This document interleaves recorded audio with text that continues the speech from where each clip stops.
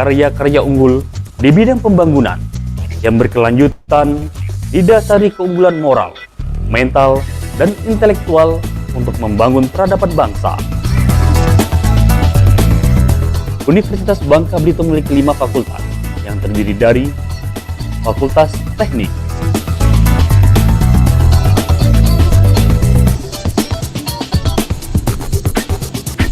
Fakultas Pertanian, Perikanan, dan Biologi,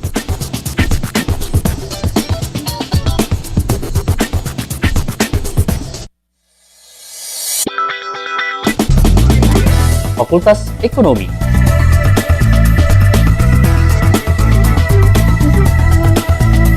Fakultas Hukum,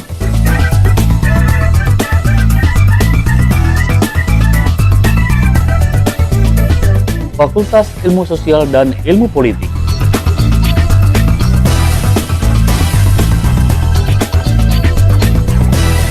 jumlah mahasiswa yang menuntut ilmu di UBB berjumlah lebih dari 4.000 orang, didukung 153 tenaga pengajar atau dosen, sekitar 25% diantaranya berpendidikan S3. Tenaga pengajar ini merupakan alumni perguruan tinggi terkemuka dalam dan luar negeri. Total jumlah karyawan UBB termasuk staf mencapai 274 orang. Gedung perkuliahan. Saat ini UBB memiliki 2 klaster gedung perkuliahan yang representatif untuk menampung jumlah mahasiswa yang ada. Masing-masing klaster terdiri dari 6 gedung. Hingga saat ini UBB memiliki 12 gedung. Perpustakaan. Perpustakaan UBB merupakan unit yang berfungsi memberikan pelayanan informasi kepada mahasiswa dan dosen dalam melaksanakan tugas-tugas tridharma perguruan tinggi yang mencakup pendidikan, penelitian, dan pengabdian kepada masyarakat. Dilengkapi dengan beragam bahan pustaka yang terdiri dari buku literatur baik dalam bahasa Indonesia maupun bahasa asing. Laboratorium.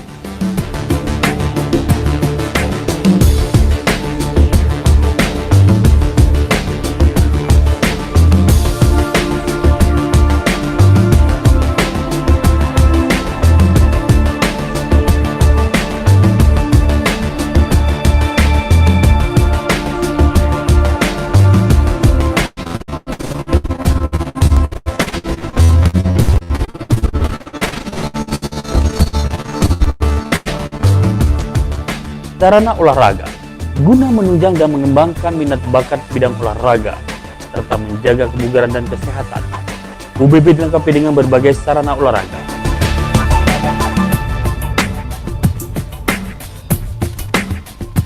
Teknologi informasi.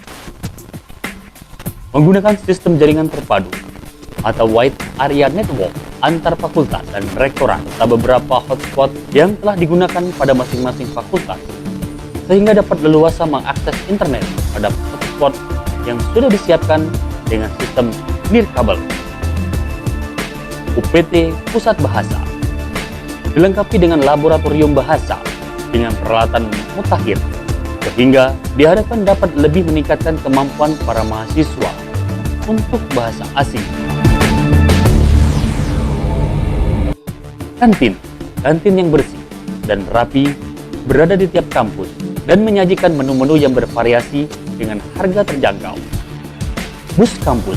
Transportasi antar kampus Universitas Bangka Belitung telah disediakan beberapa bus dan kendaraan operasional siap melayani mahasiswa dan dosen, sehingga akses mahasiswa juga dosen ke kampus akan semakin mudah dan semakin murah.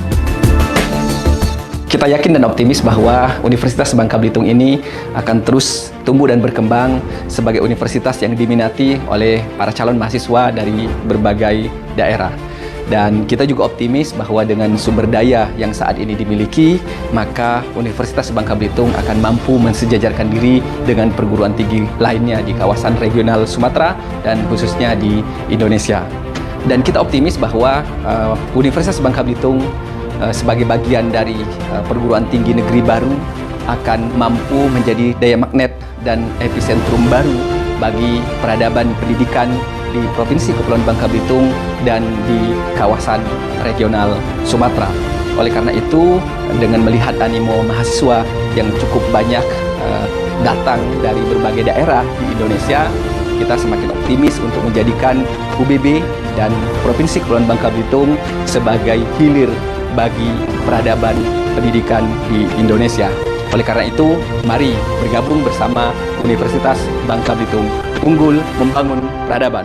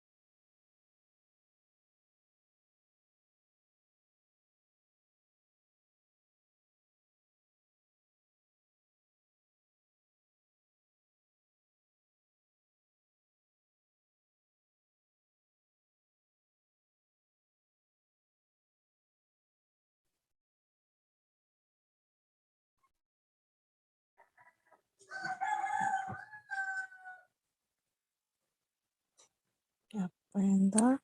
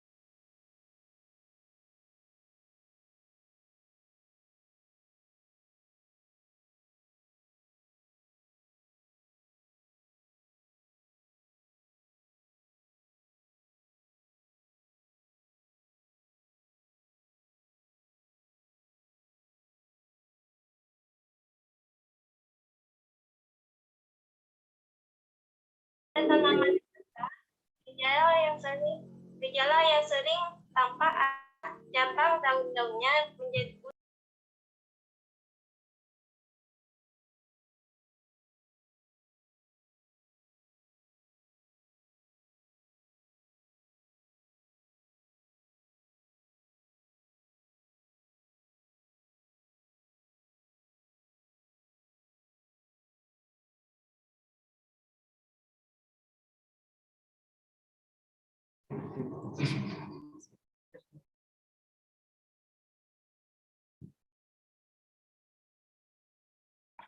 Dear participants, presenters, and attendants, would kindly remind you to rename your account by this following format: class code _ ID paper name _ your institution.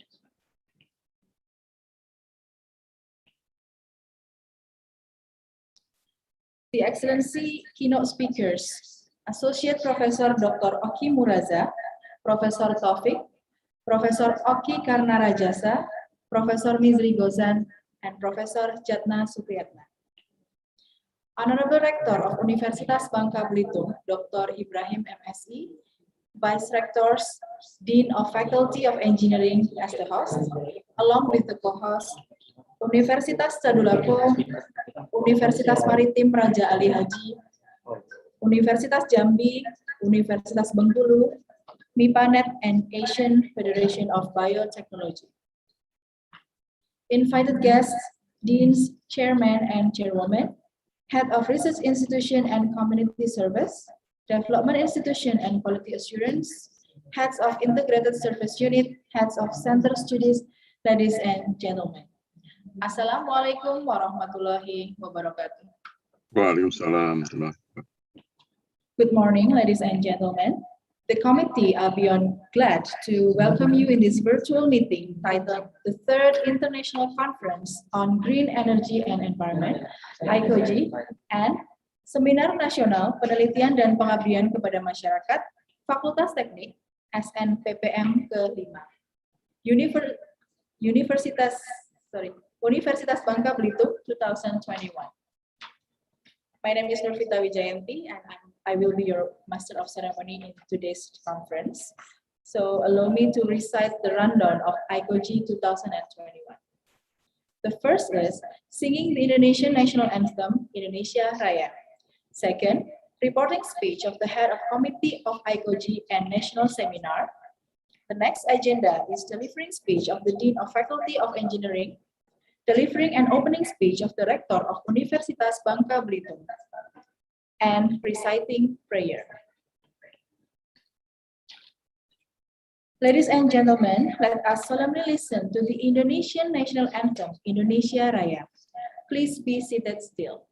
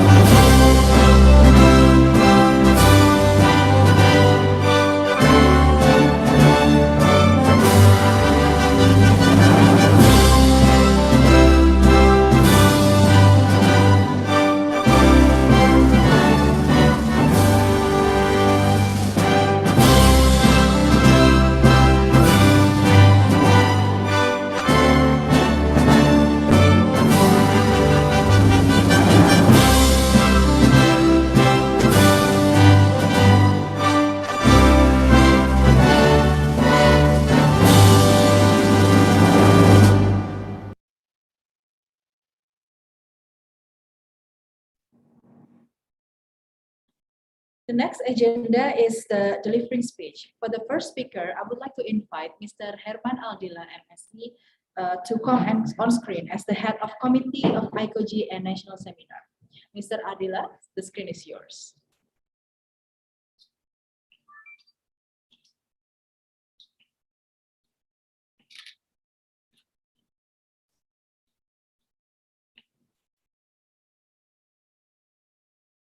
Thank you. Assalamualaikum warahmatullahi wabarakatuh. Good morning. Waalaikumsalam.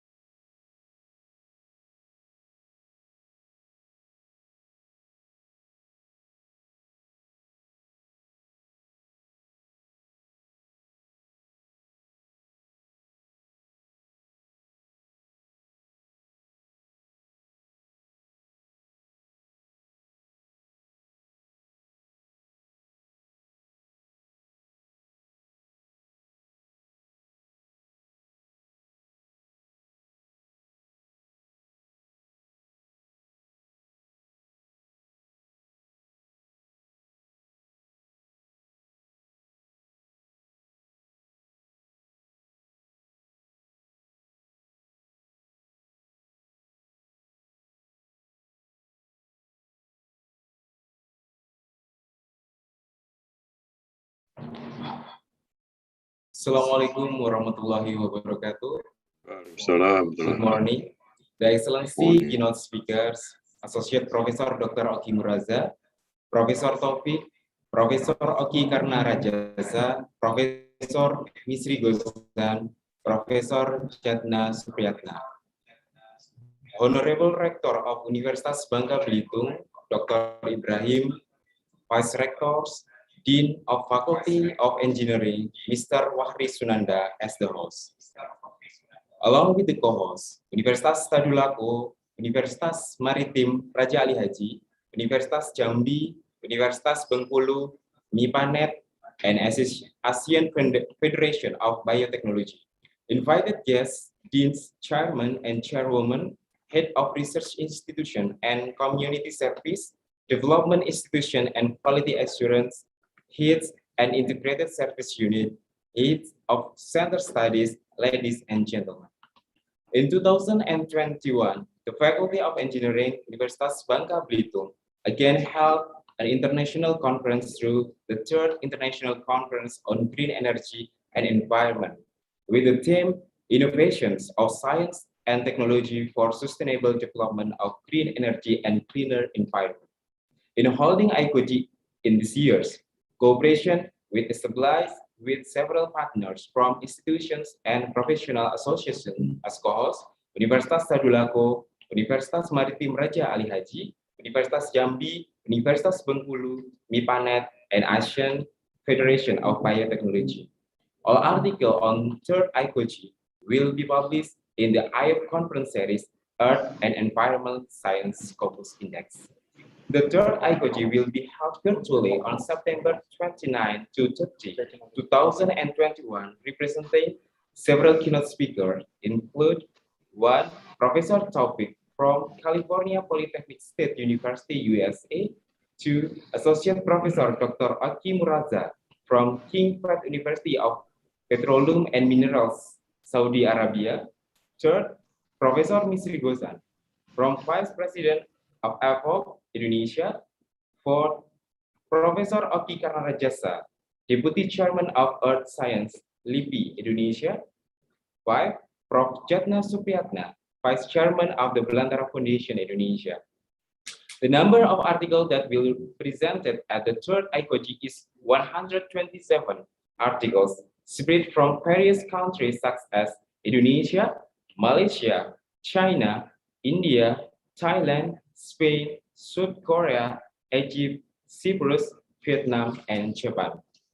The third ICoGEE held conjunction with SNPPM kelima is also held. It's a national scientific forum for researchers and devoted to present the result of their activity on a national scale. The number of articles that will be represented at SNPPM kelima is 60 articles spread from various provinces, including Jakarta, West Java, Bangka Belitung, and North Sumatra, and come from academics, researchers, and practitioners. As an annual conference, ICoGEE provides a highly competitive forum for informing and reporting the latest innovation developments on green energy and application, environmental science and technology, and energy and environmental management.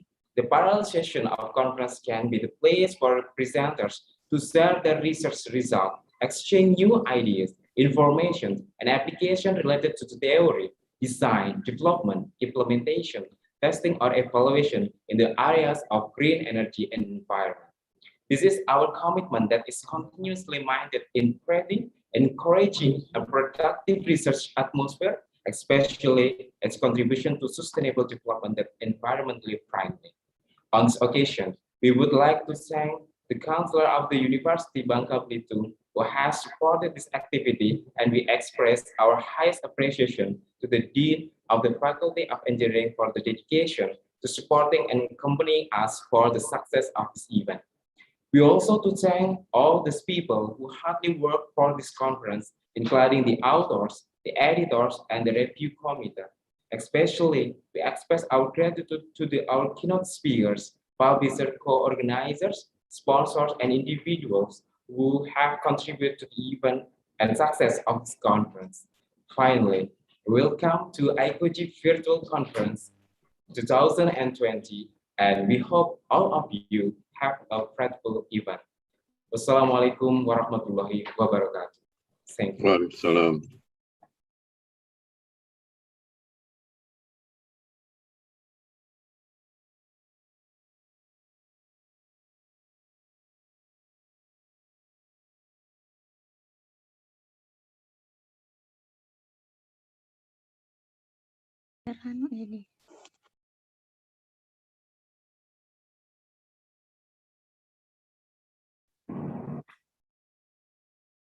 Ladies and gentlemen, for the next speaker, I would like to invite Mr.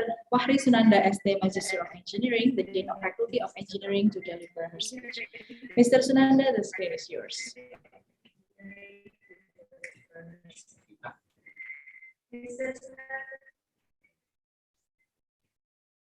Thank you, Mrs. Narvita.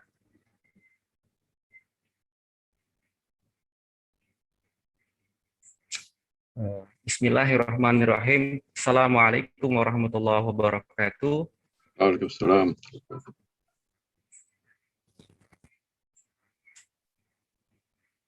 Good morning, ladies and gentlemen, the Excellency keynote speakers, the Honorable Rector of Bangka Belitung, the Honorable Faculty of Knowledge and Science, Universitas Jambi, the Honorable Organizing Committee of ICoGEE 2021, and distinguished guests, ladies and gentlemen.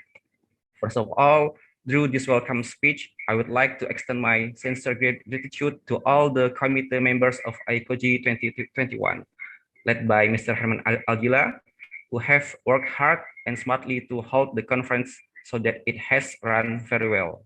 Ladies and gentlemen, the first ICoGEE in 2019 is initiated by collaboration in Center for Development of Sustainable Region, CDSR, which consists of 7 universities in Indonesia, including Universitas Bangka Belitung and 1 university in USA. This program led by Universitas Gadjah Mada, and then continue to second ICoGEE in 2020, which held by virtual conference for the first due to the COVID-19 pandemic. The conference support from some universities in Indonesia as co-hosts. And this year, Faculty of Engineering Universitas Bangka Belitung held the third ICoGEE 2021. Although in virtual conference, I believe that this conference will become a good medium and opportunity for us to communicate and share the newest information about the knowledge, concepts, theories, and results of the research. And the most important things are to create networking and to collaborate, and other participants, as well as institutions in national and international scope. Ladies and gentlemen, my sincere gratitude also goes to all the keynote speakers for the conference. We have Prof. Taufik from Cal Polytechnic University, Associate Professor Oki Muraza from King Fahd University of Petroleum and Minerals, Prof. Misri Gozan from IFOB, and then Prof. Oki Kanarajasa from LIPI, Prof. Jatna Supriyatna from Belantara Foundation Indonesia. Welcome to our conference, and hopefully on this next time, can visit directly to Bangka Belitung province to enjoy the beautiful beach, food, and culture from Bangka Belitung province. Last but not least, I would like to thank you all participants for attending, paying attention, and participating in the conference. I do hope that all of you papers can be accepted by the publisher. Thank you very much. Wassalamualaikum warahmatullahi wabarakatuh.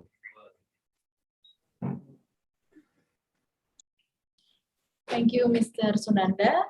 Ladies and gentlemen, I would like to kindly welcome you, the Rector of Universitas Bangka Belitung, Dr. Ibrahim MSI, to deliver her speech and to open ICoGEE and the national seminar. Dear sir, the screen is yours. Well, thank you very much, Mbak Nurvita Wijayanti, as the moderator of our conference today. Assalamualaikum warahmatullahi wabarakatuh.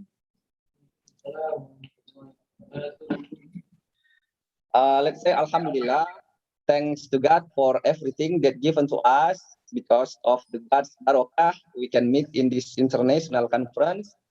The conference is the third international conference on green energy and environment, ICoGEE 2021, organized by Faculty of Engineering Bangka Belitung University.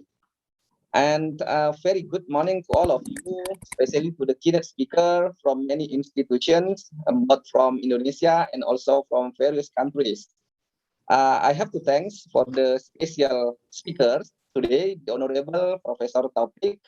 Selamat pagi, Prof. Taufik.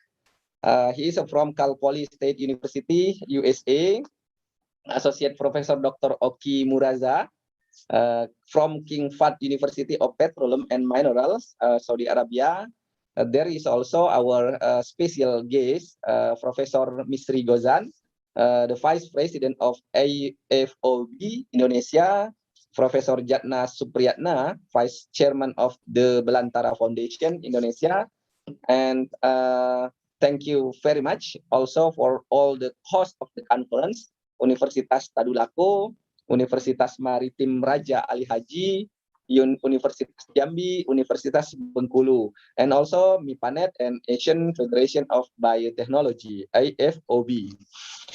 I'm happy to welcome you all at this conference. The committee do their best actually, not only to promote the conference that each 127 articles from 11 countries, but also to present the suitable topic for the conference.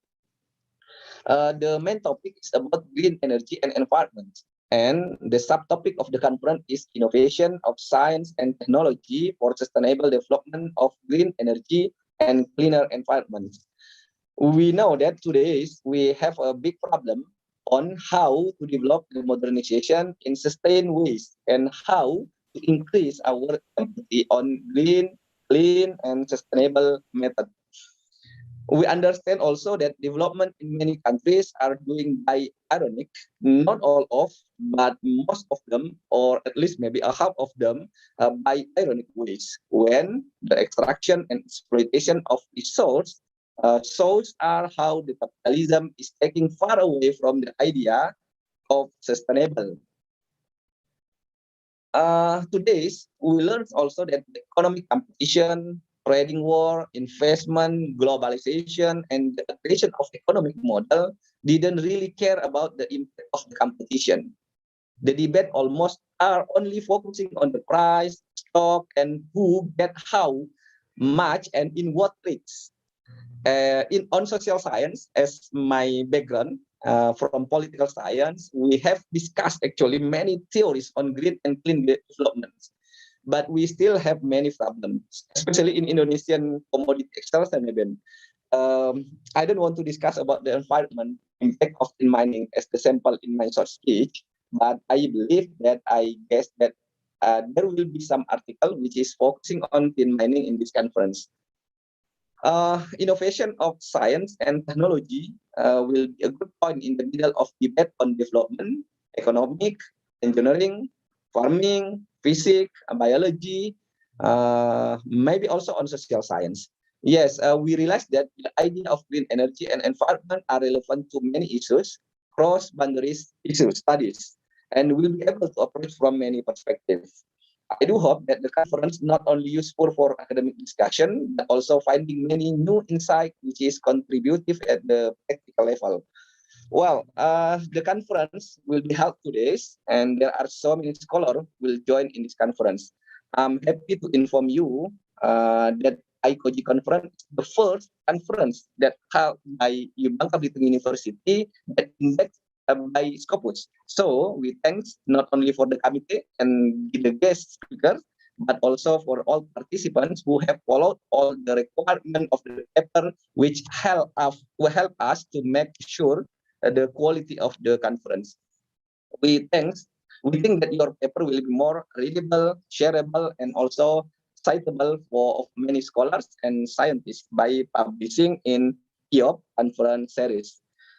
On behalf of Bangka Belitung University, we welcome you all at this conference. Let's enjoy the seminars and all the panel sessions. After the conference, you will have a kind of homework to revise your article. That you will get a new feedback from the reviewers and participants, which increase the quality of your article. Again, many thanks for the organizing and joining in this conference. Let's pray the pandemic will end soon and we can meet offline on the next conference. Dari mana hendak kemana? Dari Jepang ke Bandar Cina. Terima kasih untuk semua. Konferensi hebat, penyaji oke punya. Let's say basmalah. Bismillahirrahmanirrahim to start our conference today. Thank you very much. Assalamualaikum warahmatullahi wabarakatuh. Waalaikumsalam. Thank you, Dr. Ibrahim, MSc. Ladies and gentlemen, we are about to begin the plenary seminar on green energy and environment. Before jumping into the occasion, I would like to kindly invite Mr. Gus Karnali to recite the prayer. Mr. Gus Karnali, the screen is yours.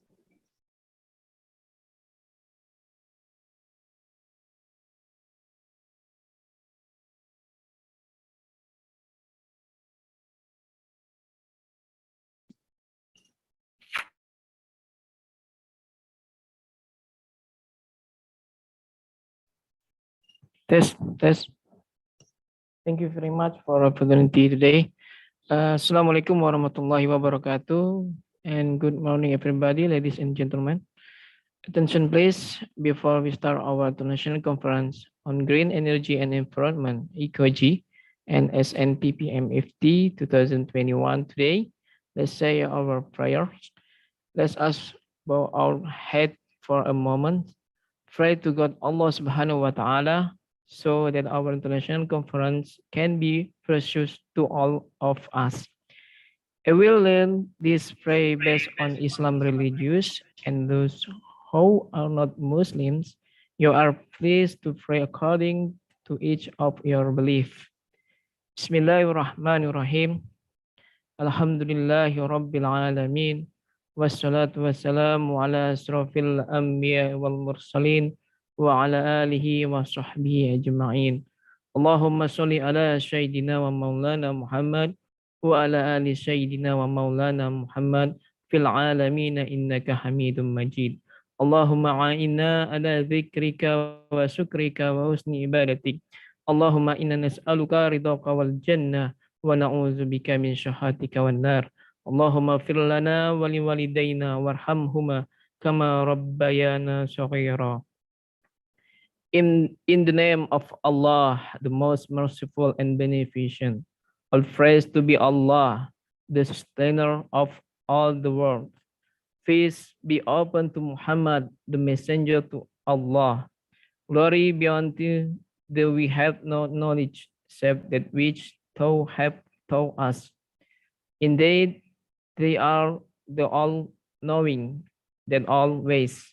Ya Allah, today Wednesday, September 29 and 20 and 21, Faculty of Engineering, University of Bangka Belitung. In this beautiful day, we gather here to bring about an international conference via online, with theme is Innovation of Science and Technology for Sustainable Development of Green Energy and Cleaner environment. Make this international conference as a useful science like the vastness of the sea, as a medium of sharing useful to share to Indian of knowledge, like the island cluster is beautiful composed and experience of ourselves. Ya Allah, protect us from this disgraceful deeds and give us help and keep us from the spread of the coronavirus disease or COVID-19 that occurs throughout the country, especially Indonesia, Bangka Belitung Archipelago province. Ya Allah, you are the ones who can fulfill our prayer. Amin. Rabbana atina fid dunya hasanah wa fil akhirati hasanah wa qina azabannar. Subhana rabbika rabbil izzati amma yasifun. Wassalamu ala mursalin. Walhamdulillahi rabbil alamin. Wassalamualaikum warahmatullahi wabarakatuh. Good afternoon. Thank you, Mr. Gus Karnali. Ladies and gentlemen, let us welcome you to the plenary session with these outstanding keynote speakers. Association Professor Dr. Oki Muraza, Professor Taufik, Professor Oki Karnarajasa, Professor Misri Gozan, and Professor Jatna Supriyatna. And it will be moderated by Raden Priyoko Prayitno Adi PhD. Mr. Prayitno has graduated from Manufacturing Engineering, Manufacture Polytechnic Bandung Institute of Technology for his bachelor degree. He continued his master's degree on Manufacturing Management, University of South Australia, Adelaide, Australia. For his doctoral degree, he studied human factors in Engineering University of Nottingham, United Kingdom. His expertise are in manufacturing process and ergonomics. Without further ado, I would like to invite Raden Priyoko Prayitno Adi, PhD. Dear sir, the screen is yours.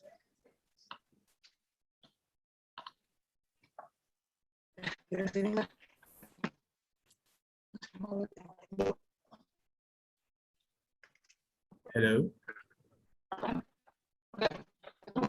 Assalamualaikum warahmatullahi wabarakatuh. Salam. Well, thank you for joining our ICoGEE 3 in 2021. My name is Joko, and I supported by my friends here to support this event and also to make sure that this session is going smoothly. Well, it seems that we can start earlier. On the schedule, we should start at 9 o'clock, but I think we can start now, 20 minutes before 9 o'clock. And before we go through the presentation from 5 presenters this morning, I would like to introduce one by one of our presenters. And you can also read on your screen the profile of the keynote speakers. And first speaker will be Professor Taufik. His education from Bachelor of Science to Doctor of Engineering is finished in USA. The Bachelor of Science in Electrical Engineering and Computer Science from Northern Arizona University. And he's finished his Master of Science in Electrical Engineering on Computer Science, University of Illinois at Chicago. And also Doctor of Engineering in Electrical Engineering from Cleveland State University. And it is unique because he's finished all that degrees in May. Wonderful. And his professional affiliation, now he's a senior member of the Institute of Electrical and Electronics Engineers, or IEEE, and also a member of American Society of Engineering Education, or ISEE. And he also have an experience in organization, he is the chair of IEEE Power and Energy Society chapter, Central Coast section, from 20 January until now. So the research interest of Professor Taufik is power electronics, power systems, energy harvesting, smart grid, renewable energy, and power quality. That's the profile of Professor Taufik. Actually, we received 15 pages of the curriculum vitae. Wow. So the next speakers will be Professor Dr. Engineer Misri Gozan, Master of Technology, E2. He was born in September 22 in 1968. Wow, it's 8 days older than me. No, younger than me.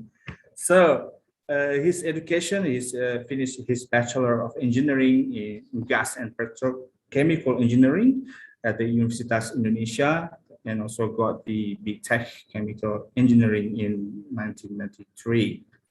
So the Master of Technology, or MTech, honored from Process and Environment Engineering from Massey University, Palmerston North, New Zealand. And then he finished his doctoral engineer cum laude from Faculty of Geoforestry and Hydroscience at Technical University Dresden, Germany in 2004. Also, he got postdoctoral program at King Saud University, Riyadh, Saudi Arabia in 2010. And he got his professor in chemical engineering in 2013. He got an experience, internationally experience, like his position now as a chairman, executive committee of IABEE, PII, or Persatuan Institut Indonesia. Now he is also vice president of AFOB Indonesia. That's the profile of Professor Dr. Engineer Mistry Goza. The next speaker would be Associate Professor Dr. Oki Muraza. He is now a Senior Vice President of Research and Technology Innovation, PT Pertamina Persero. It's not in the Saudi King Arabia anymore. His degree start from Strata 1 from Chemical Engineering Institute Teknologi Bandung, and his master degree got from Technische Universiteit Delft in Dutch, and also the doctoral degree he got from Technische Universiteit Eindhoven in Dutch. Yeah, as you mentioned, as the committee mentioned, that he was also works as associate professor in King Fahd University of Petroleum and Minerals in Saudi Arabia from February 2016 until January 2021. Look at the achievement. Prestigious grant from KACST 2003. That's one of the achievements he got. Next, our profile of the keynote speaker is Professor Oki Karnarajasa, PhD. Is a National Research and Innovation Agency, or BRIN, in Indonesia. His educational backgrounds got BSc in 1989 from Department Environment, Faculty of Biology, Sudirman University in Purwokerto, Indonesia. He got his Master of Science in 1994 from Department Biology, McMaster University in Hamilton, Ontario, Canada. And he got a doctoral degree, PhD, from Department of Aquatic Biosciences, University of Tokyo in Tokyo, Japan. A lot of working experiences. And last, is a chairman of Research Organization of Earth Sciences, National Research and Innovation Agency, or BRIN, from September 2021 until now. Well, the last but not least, our presenter today will be Professor Jatna Supriyatna, MSc, PhD. He got his Master of Science in 1986 and doctoral degree in 1991 in Biological Anthropology from the University of New Mexico in the USA, plus pre and postdoctoral at Columbia University in New York. And after that, he serves as a lecturer, senior lecturer, and finally, professor at the Universitas Indonesia. A lot of experience. He's a member of Indonesia Academy of Science, or IPI. He's also a member of Board of Trustee of the University of Indonesia, and also is a vice chairman now of Belantara Foundation Indonesia. Well, I think that's all the brief curriculum vitae of our keynote speakers this morning. Before we go through the presentation, I would like to remind you that every presenter will have 20 until 25 minutes to presenting your presentation. And it is not stopped by the question and answer session every presenters here. So it means that all of the presenter will be presented their presentation. And after that, we're going into the question and answer session at the end of the session. Yeah. So how can the audience will ask? Well, there's only way to ask questions to the presenters by writing down your questions to the chat room. Yeah. In the chat room, I think the committee has already given the link, especially for the participants who wants to ask. Yeah. Well, as you can mention in the front of our session that if you would like to ask to the presenter, you can write it down, the keynote speaker code first. Let's say if you want to ask Professor Taufik, for example, you just write TF and then underscore your name, underscore your institution, underscore your questions. Yeah. I think it's clear. But if you still have any questions regarding the technical issue of this event, you can ask to WhatsApp group, yeah, through the WhatsApp group. And if we don't have any time because of the time limitation, not all the questions will be answered today. Don't worry, yeah, because all the questions that not answered today, we will send it to the presenter's email address. So hopefully the presenter will be answered the questions which is not answered today. Okay, I think it's enough for me to explain or to inform you the curriculum vitae of our speakers today.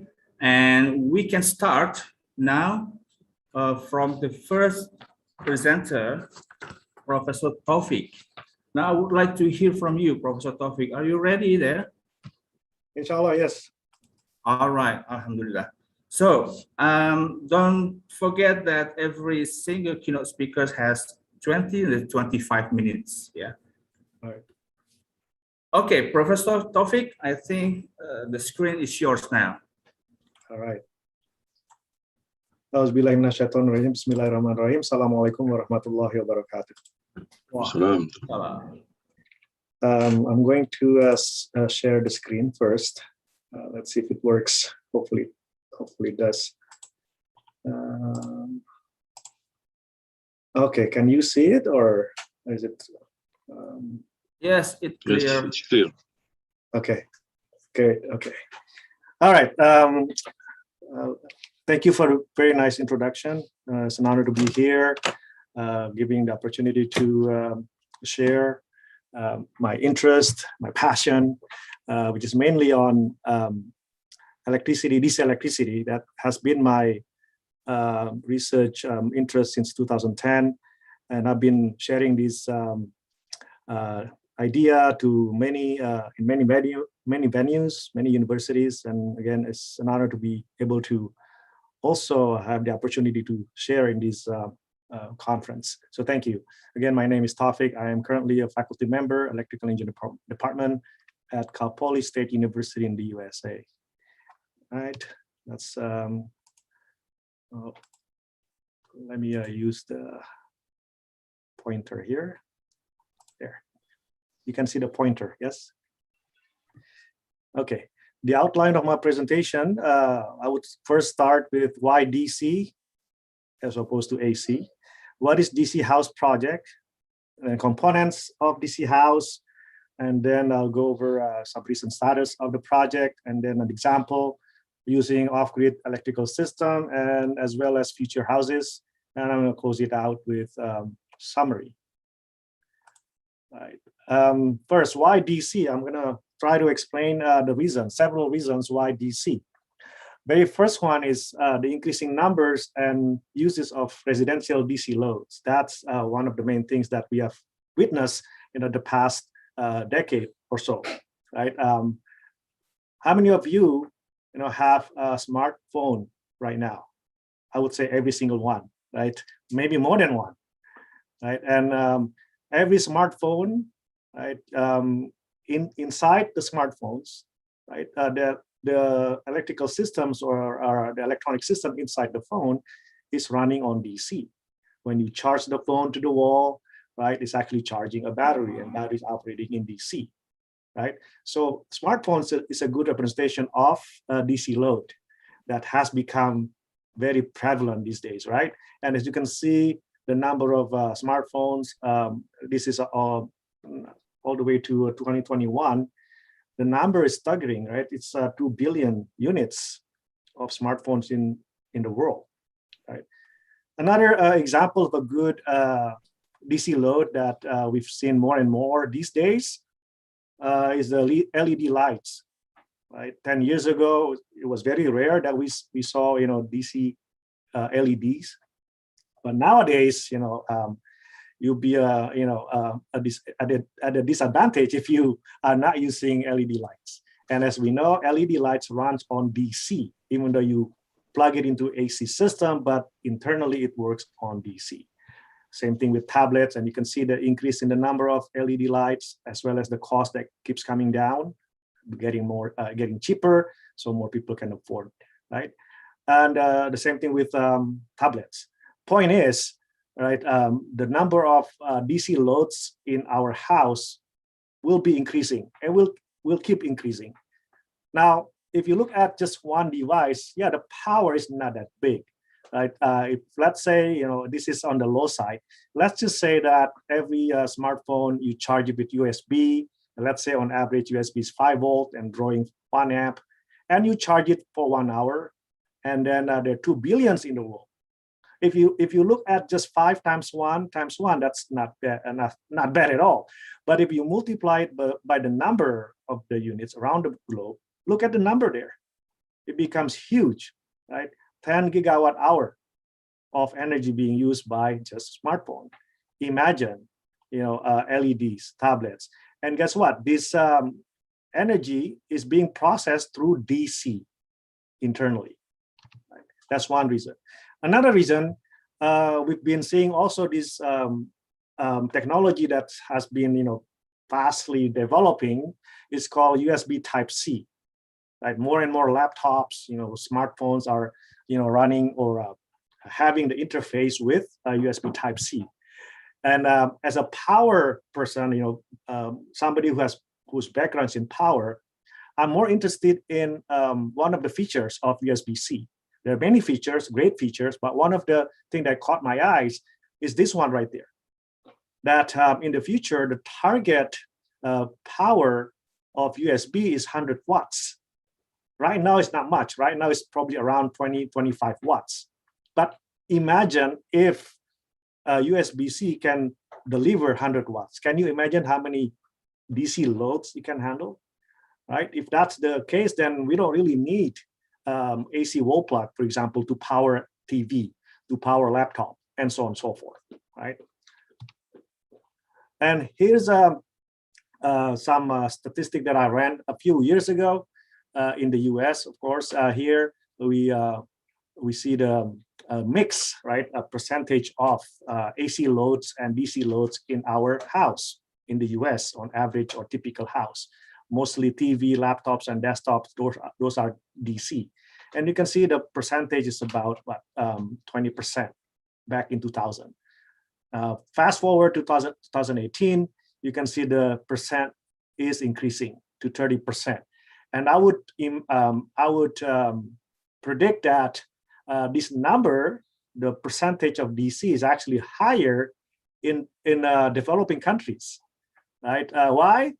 Reason why in the US the AC load is has a big percentage, because here, if you've been to the US, you can see that our fridge is big, right? Washing machine is big, air conditioning is big, right? So everything is big. So these are all big AC loads. Whereas in Indonesia, for example, right? Fridge is smaller, right? And washing machine is smaller. And so I would, I would guess that the mix of DC is higher in developing countries. I would argue that. Right? And so what's the big deal about these DC loads? Well, this is the problem that we're having right now that we need to address. Right? As soon as you have more and more DC loads in our house, we gotta find a way to be able to convert, right, the electricity from AC, which is the wall plug that's coming from PLN, for example, to DC, which is our load, right? So in the process, you're gonna need this converter, AC to DC. Unfortunately, this converter produces loss between 17 to 35% loss, and this loss accumulates, right, over the year, over lifetime, right? It's gonna accumulate, and that corresponds to cost, basically, right? So there's a problem there, a mismatching problem. Now, again, if you look at one device, the number is not that bad, but notice that if, let's say, the loss, right, before I put 17 to 35% loss, let's just say that the loss is not that big. Let's just say that the loss is only 5%, not big, right? Maybe you're thinking, that's not a big deal, 5%. Take a look at what happens if that 5% comes from so many of these DC loads, right? Globally, right? We look at the big picture.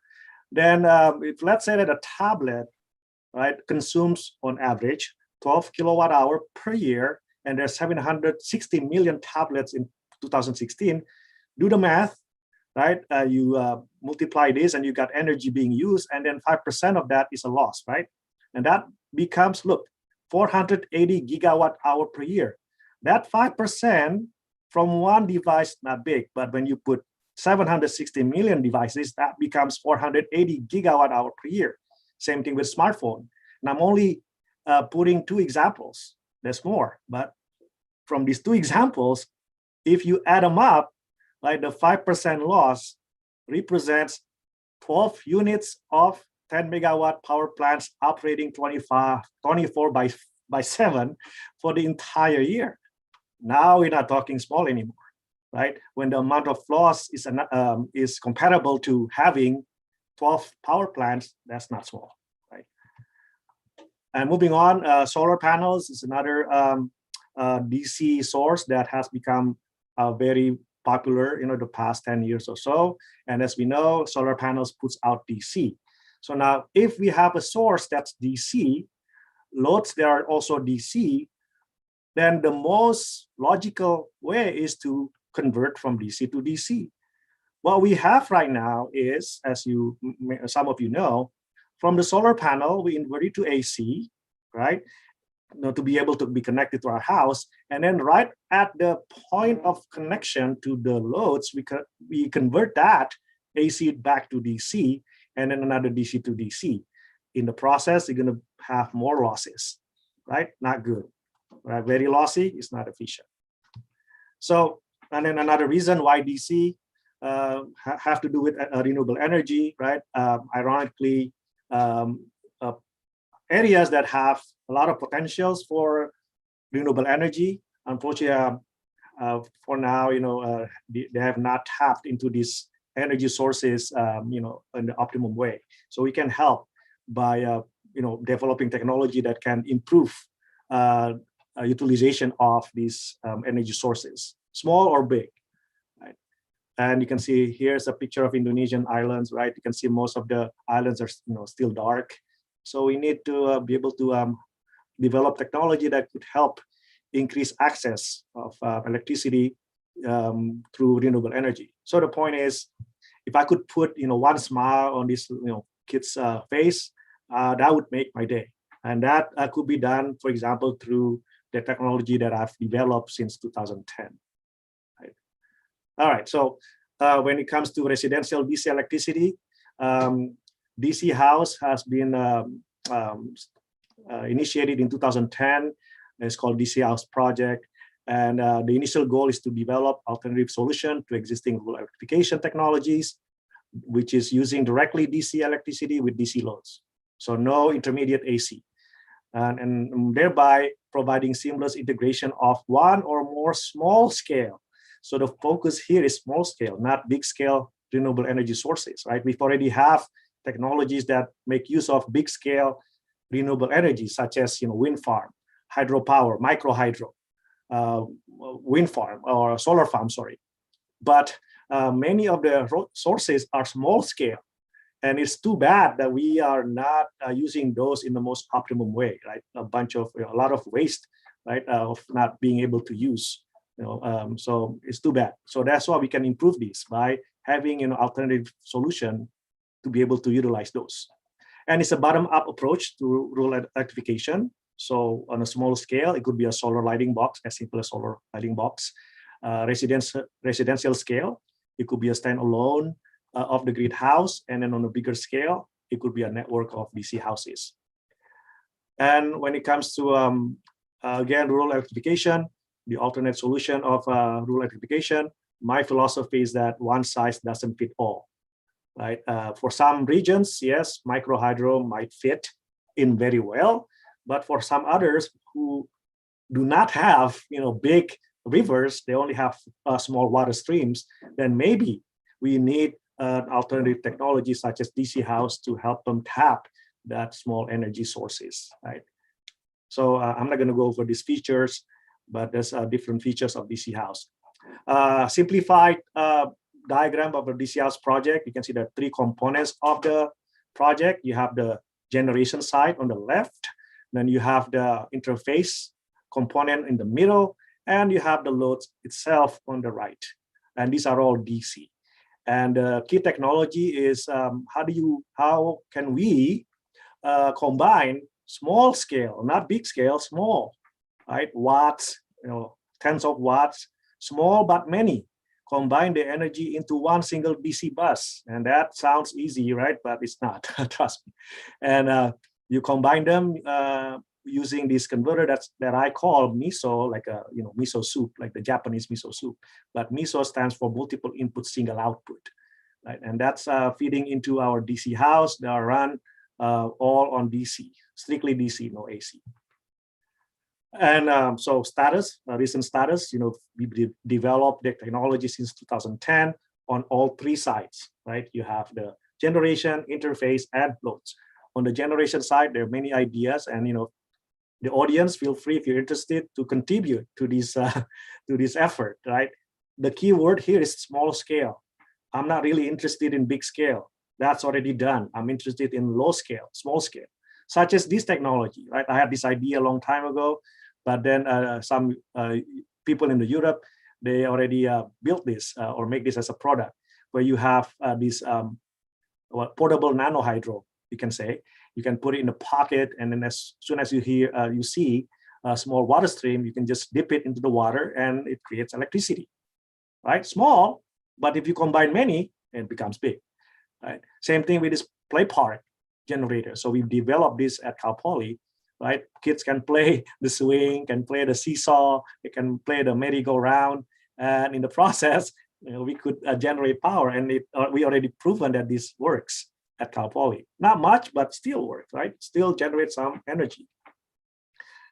And so many things that you can do with DC house in terms of research, if you're interested in participating in the research on DC house. This is the energy management portion of this. I'm not going to go through this in details, but you need a brain basically to be able to coordinate between energy being used, energy being produced, and energy being stored, right?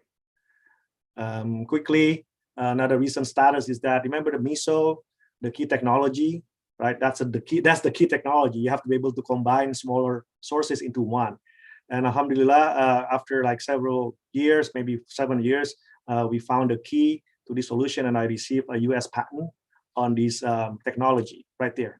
Right? So I was a celebrity for a short moment. That is in a local newspaper and local news. Right? So that's MISO. And there's more, right? Sky's the limit. There's so many things. Pretty much a new field to explore is DC, right? Things like smart wall plug. I'll tell you about it briefly. And then DC protection circuit, because it is a challenge to be able to protect DC than AC, because DC is always high. Doesn't, it's not like AC, it fluctuates, it goes to zero crossing, right? So it is challenging. And so we developed, or we attempted to develop some technologies related to that as well. Quickly, this is the smart wall plug. What it is that one problem with DC loads is that they are not standardized. Unlike AC, right? In Indonesia, you buy AC appliance, they're all standard, right? 220 volt AC RMS. But when it comes to DC, it's all over the place, right? Some DC load is 12 volts, other DC load is 24, another one is 5 volts. So if that's the case, are you going to provide multiple wall plugs? No way, right? That's going to be confusing. So how do we do this? We can provide one simple plug, but there is that plug is going to be smart, meaning whatever load you plug in, if that load requires 9 volts, then the brain behind that wall plug will be able to determine, hey, I'm going to output 9 volts as well. So smart DC wall plug. So we've attempted this 3 times. I'm still not happy. So there's still things to develop here as well. DC grid with distributed renewables, that would be DC house network. That would be useful for example, in Indonesia, we have villages that has clusters of houses like this, right? These are pictures from Indonesia, some villages in parts of Indonesia.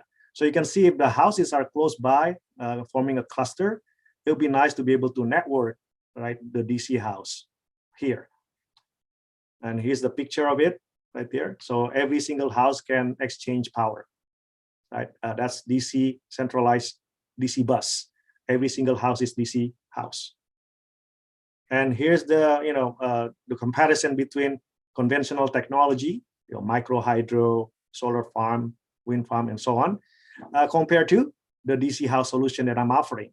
You can see that if, for example, I'm not saying that this solution on the left is bad. I'm just saying that one size doesn't fit all, right?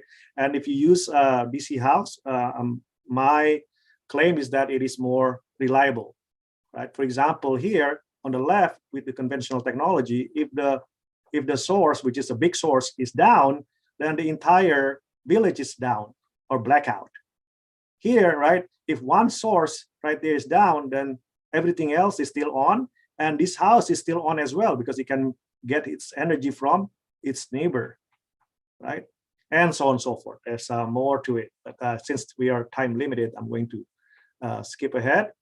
Another example of how we can apply or implement DC house system is for future house. I would envision that in the future, houses, residential houses, will be running 2 different electricity, AC and DC. Again, why? Because of the increase of numbers of DC loads. So you have 2 different paths, basically, right? You have AC from the utility or PLN, and you have DC from solar panels. So if you have DC loads, right, you're going to go straight from solar panels to DC loads. If you have AC loads, you're going to go straight from the utility to AC loads. If utility is down, then you can support the energy of the AC loads through this path right here, inverter. So crisscrossing the path. The same way, if the solar panel is down for nighttime, then the DC load could be power from the PLN, right? So crisscrossing. So this is what I call hybrid AC/DC urban house or just house. And I'm going to skip this one, net zero building, and I'm going to show you prototypes that we have so far for DC house. We have one at Cal Poly, we have one at Pajajaran University, and Philippines is actually the first country who was interested in DC house, believe it or not. Indonesia came later. So I was invited to Philippines for 1 month to build DC house on their campus, and now they're doing some projects, using DC house there. So I'm very glad that they, do this. And then here's an example of mixing or hybriding small scale wind and small scale solar into this office in Jatinangor Regency office. So it's still there, but those are the examples of prototypes. I'm hoping that more and more universities in Indonesia is interested in having prototype on their campus. And there's still a lot to develop As I said, I need more help. So the more help I get, the better. Right? This is not a single person effort; it's a group effort, right? Global effort too. It's not just for Indonesia; it's for other countries as well who are in need of having access to electricity from small sources. And as a summary, residential DC loads will become increasingly prevalent in types and capacity, and coupled with increasing use of PVs, the need for developing residential DC electrical system to facilitate the efficient use of DC sources become crucial. Residential DC electrical system offers an alternate solution to rural electrification and lays down the necessary platform for future hybrid AC-DC house. And still a lot to explore, but then I'm listing software because some people say, oh, these are all hardware. No, they're also software that you can help. And I'm listing 3 examples here. I'm not going to read them through, but hopefully you get the copy of the presentation sometime and you can see this by yourself. And references. And finally, that would conclude my presentation. Hopefully that gives you some basic understanding of what I'm trying to do with DC House project. If you're interested, we have a DC House website, and there's the info that you can reach out. If you have any questions on DC House. With that, I'm going to close my presentation. Thank you again for the opportunity. Billahi taufiq wal hidayah. Assalamualaikum warahmatullahi wabarakatuh. Waalaikumsalam warahmatullahi wabarakatuh. Thank you very much, Professor Taufik. That's a very wonderful ideas. You explained about the opportunities to improve electrical systems performance and efficiency by doing the DC house. It's very interesting. And I hope the audience will ask you about something that you have already explained. And the audience can give or can send the questions to the chat room by writing down TF underscore your name and then underscore your institution and underscore your questions. I will be read out the question for Professor Taufik later on at the end of the session. Thank you again for Professor Taufik for your presentation. And the next presenter will be Associate Professor Dr. Oki Muraza. Dr. Oki, are you ready?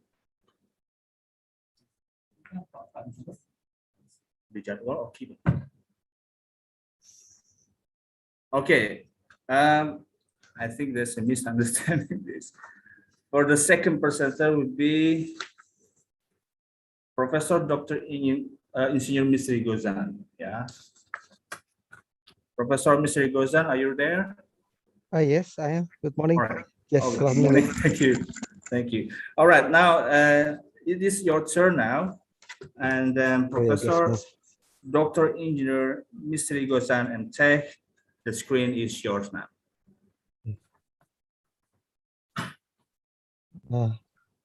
Thank you, the committee. Good morning, ladies and gentlemen, distinguished speakers, my colleagues, and everybody in the room. Thank you very much for allowing me to introduce our research. Is my voice clear? Can you hear me? Yes, it's clear. Oh, okay, good. Yes, yeah, just because I just moved to the other room. Okay, okay, I'm now. Yes.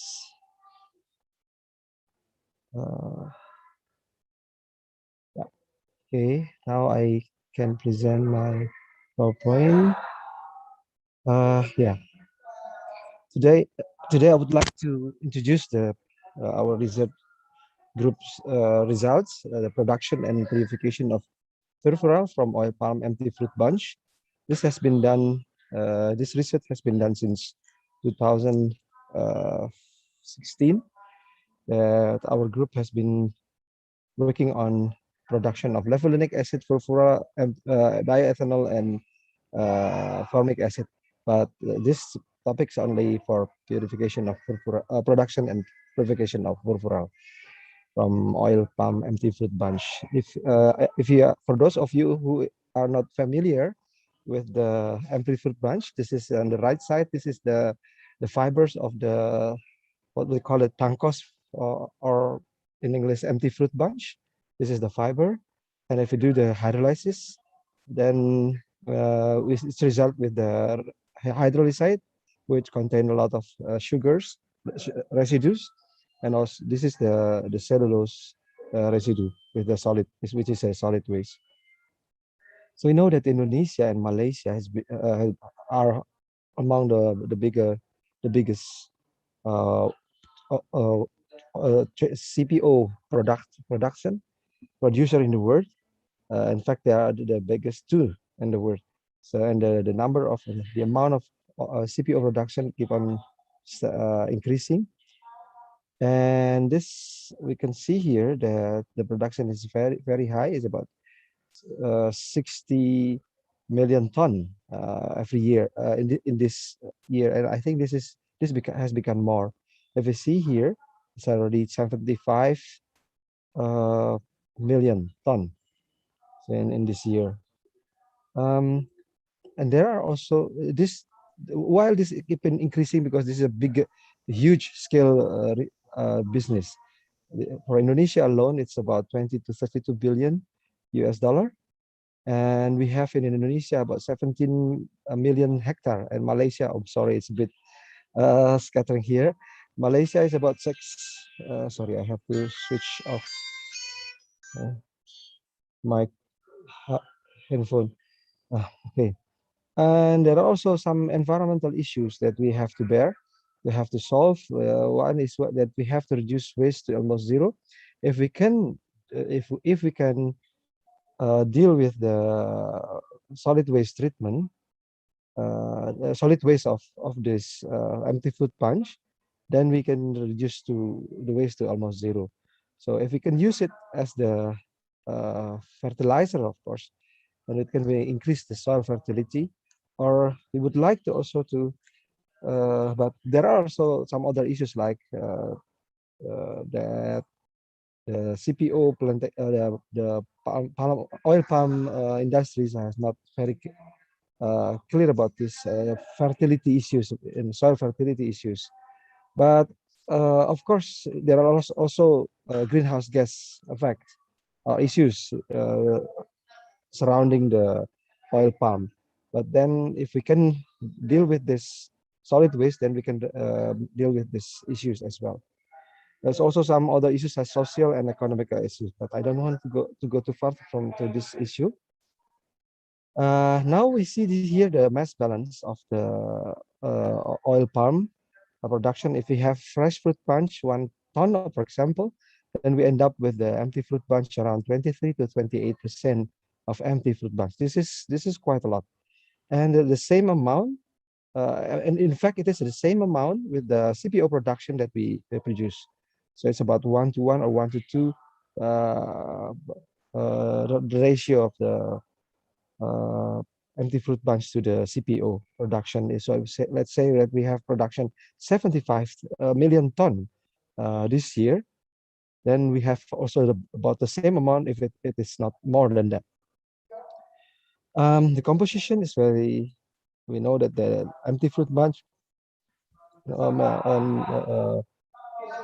palm kernel frond and oil palm frond stem, mesocarp from, then we have cellulose, hemicellulose, lignin, and some ash. The cellulose is very high here in the empty fruit bunch and also in the stem, but because the stem is not regularly cut, but the empty fruit bunch is regularly generated, then we have to deal with this very much. We have also here the lignin is a bit high here, 23, which make it a bit difficult to deal with the empty fruit bunch, especially when we would like to reduce the size of it in order to process further. But if we know that we can produce something from here, for example, here I got this topic today is a furfura. Furfura can be produced from this empty fruit bunch. This furfura is used in pharmaceutical, cosmetic, resin, and cleaning compound industries. And also it is used as an extraction agent, solvent, vulcanization agent, flavoring agent, and different utilization or application of this furfural. That's why the demand in Indonesia is keep on increasing. And although the price here, you can see here the sorry, I would like to have yeah, if you see the price here, but fluctuated here, but then during the last 10 years, it's increasing. The price is increasing, and what is important is that it's in Indonesia, we need it a lot, and unfortunately, we still import it, almost 100% of it. But we know that we have to do something with this, and we can do it with the empty fruit punch. And the application, as we explained before, this is how we apply the furfural for. This is for fuel additive, for specialty chemicals, low cost biodegradable solvent, plasticizer, etc. And we can also make it to different kind of chemicals out of furfural. So this is why we can call it furfural as the building block that is very important in term. This is the terminology which is very important in petrochemical industries or in chemical industries. Where this is with this we can produce any other products from this furfural derivatives. Now, what we have done here in our lab, we have done the lab scale research, and also we have started to do the optimization, and we have finalized the optimization. I would like to show you today, and we have done also we have started the pilot scale product. So this is how it I should put it in the earlier before. This is the hemicellulose. From the hemicellulose, we produce xylose, and then from the xylose, with the hydrolysis here, we can produce furfural. So, but we have to be careful that furfural can also be produced, can also be further reduced by hydrolysis with plenty of hydrogen or donor here. It can be further down reduced to levulinic acid. In fact, levulinic acid price is higher than furfural, but the demand is much lower than furfural, especially in Indonesia. So far, the demand is very low. So we have to be careful when we would like to produce furfural. We don't have. We have to be very certain with the operating condition. That's what I would like to explain later on in this presentation. These are the bottle with the hydrolyzed product from different runnings. In A and B, this is the levulinic acid or LA mixtures, and this is a C and D. This is a furfural mixtures. So we can see here that the furfural color is much darker than the levulinic acid. So this is the optimization that we have done in our simulation and also in our lab, using both lab and simulation. This is grinding, extraction. This is of course to reduce the size and to mix with the. This is the pre-treatment. We can mix with the sodium hydroxide, and with the filtration we can get the bottom lines here is the sodium hydroxide, water, and lignin. But we want to continue with the cellulose and hemicellulose, the solid part of it, and then we reduce. We hydrolysis again with the very strong sulfuric acid, and then neutralization with the sodium hydroxide, and then clarification. Then we end up with different product here. For in the top one here, what we would like here to have is a furfural, but formic acid is always produced as a side product. So as I said before, we can also produce ethanol, but this line is not very economical in this moment. So we have done the furfural product versus reaction time, acid concentration, and temperature optimization by using response surface methodology. This is the result here. Very nice curve here that we can see the effect of reaction. This is sorry, it's in Indonesian language. Is a reaction time here in this axis, and this is the acid concentration in molar. and this is the furfural produced. So we can see that there is a certain location or certain optimum condition. The same result is also that we have seen that there is a certain operating condition for the optimum production of furfural with the effect of reaction time and the temperature reaction here, the reaction temperature here, and this is also the temperature, the reaction temperature, and the concentration of the acid in molar. So if we compare our result with others, the others is the green one, and this is our result. Our first result was in the middle of this of other, but then we increase again our results, and then we get very high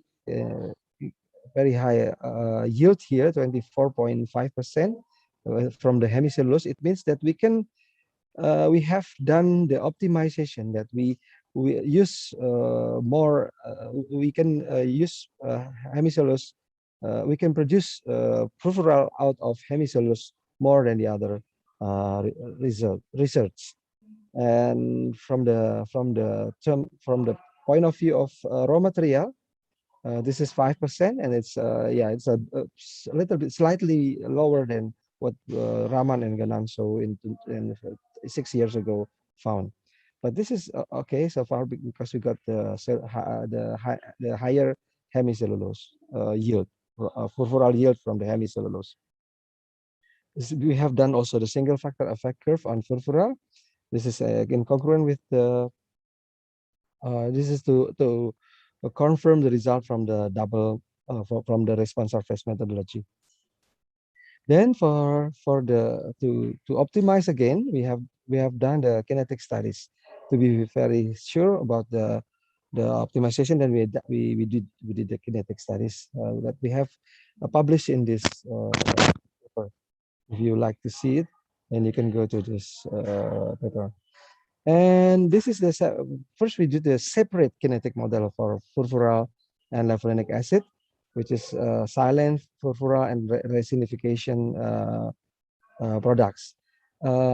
In our experiments and previous experiments, we didn't find any silos, so we didn't do any model for the silos production, furfural production from the silos, but we got only silent here. And this is the furfural reaction. This is how we model, derive the model of the furfural production. And then the second kinetic model that we have done is the simultaneous one for lefulinic acid and furfural. This is how it is from the empty fruit punch of palm oil to glucose and to produce humins and hydroxymethyl furfural and lefulinic acid and formic acid. And this is what we would like. This is the pathway that we would like to have it here, the furfural and resinification products. So this is how we derive the model, mathematical model for the furfural production. And we also did the kinetic parameter estimation for both models, separate kinetic and simultaneous kinetic model, and these are the equation for that. So what interesting here is that we compare also with the others, and our result is quite good, especially when we compare with other low here. But this is quite interesting that we got very nice result compared to others, compared to barley especially and switchgrass raw materials. This is the raw materials, and we got palm oil, empty fruit bunch. We got the higher hemicellulose and lignin, and also this is from the pretreatment. Now these are the results, and we did the lefulinic acid optimization result between experimental. We found that there with different temperature and also molar acid concentration. So we found different results here. Why we did the lefulinic acid? Because why why we did the levulinic acid while we would like to have the furfural, because as we know from previous reaction equations that if they are on the same levulinic acid is produced from the from the hexose, which is a cellulose base, and furfural is produced from the hemicellulose. So they both together on the same reactor, but we would like to have more furfural than levulinic acid. So that's why we have to know the characteristic of the levulinic acid kinetics. Then this is the result. We compare with others, and this is quite good actually.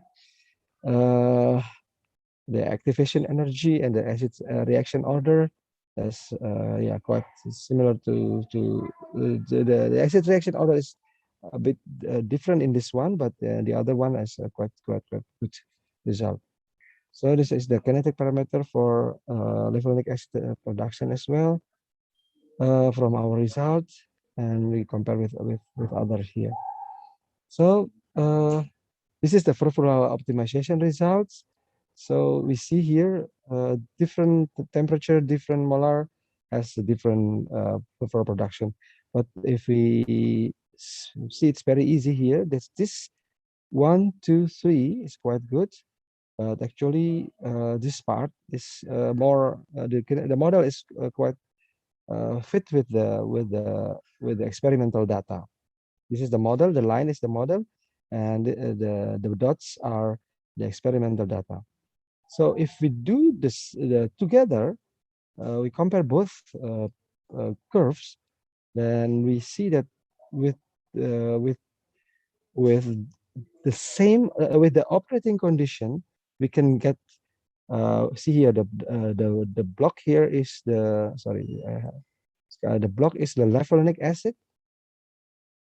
So if this condition, we will end up with more levulinic acid than furfural. But if we do it here in this area, we can produce more furfural than levulinic acid. So we have to be very careful with these conditions. So here also produce more furfural than levulinic acid.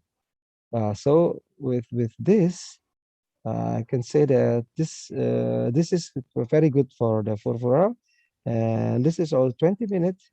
20 minutes is very good for furfural, but the yield is higher here. Okay.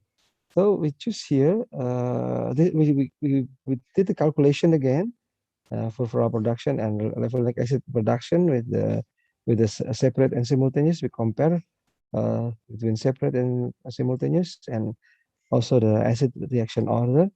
We got that the results are very good. That can show this is the conclusion. This is very important here, because to see the graphic is a bit confusing. But here we can find that we obtain the maximum yield of levulinic acid is about 52.1% mole at 170 for 90 minutes. But for 20 minutes, we can have more furfural than levulinic acid. So if we would like to produce furfural, we have less acid than here. So if we increase the acidity, then levulinic acid is produced. So we have to keep this not only the operating condition, but also the concentration of the acid. So both are very important. The timing is the temperature, and also the acid concentration. Now the last part is that we do the purification. You know that in biomass to valorization, the raw material is very cheap, but even it can be zero. The price is zero. But the production or the upstream is quite simple and not very expensive. But because of the hydrolysis contain a lot of products or metabolites or anything side products in the mixture, then we have to purify. Then the costs are very high. So that's why we have to do the modeling of vapor liquid equilibrium for funeral purification from oil palm empty fruit bunch hydrolysis. In this work, we did the UNIQUAC model. We used the UNIQUAC model. This have been done, and actually we are preparing. We are preparing the analysis for the publication for the other models. But because the other two models are not ready yet, I just want to show the UNIQUAC model. So in this is two software I use for VLA modeling, vapor liquid equilibrium modeling. We use the Microsoft Excel, which this is a manual calculation, and we put the function, and also the MATLAB to R2021 by MathWorks. The Microsoft Excel was used for VLA modeling and quantitative calculation of the model's suitability, while MATLAB was used for curve visualization of the modeling. In the study, the UNIQUAC model will be applied on the furfural and water mixture distillation data that we got from this publication from Curtis and Hart, a very old publication, but a very good one. And the UNIQUAC model equation for VLM will be as follows. These are how we do the math works here. The modeling is a bit complicated for all of us to follow. But this is actually can be done in our calculation, in our modeling. This is how to see the sorry, this I have to remove this. And this is the partial pressure of the component, and this is the liquid mole fraction. As we know that the partial pressure of component is depending on this variable, such as liquid mole fraction, and this is the partial vapor pressure of the component, which is in the table, and then activity coefficient. And also the partial vapor pressure can be calculated from the Antoine equation by using this equation. The Antoine is very popular for the calculating the partial vapor pressure. Then our result is fitted in the curve. This is the experiment, which is the x dots here, and this line is the model. So this is quite good actually in the beginning for a start, yeah. But we have to compare with other model, of course. But in this time, I just want to show you that the average deviation is here. The average deviation is 0.0954, and this is the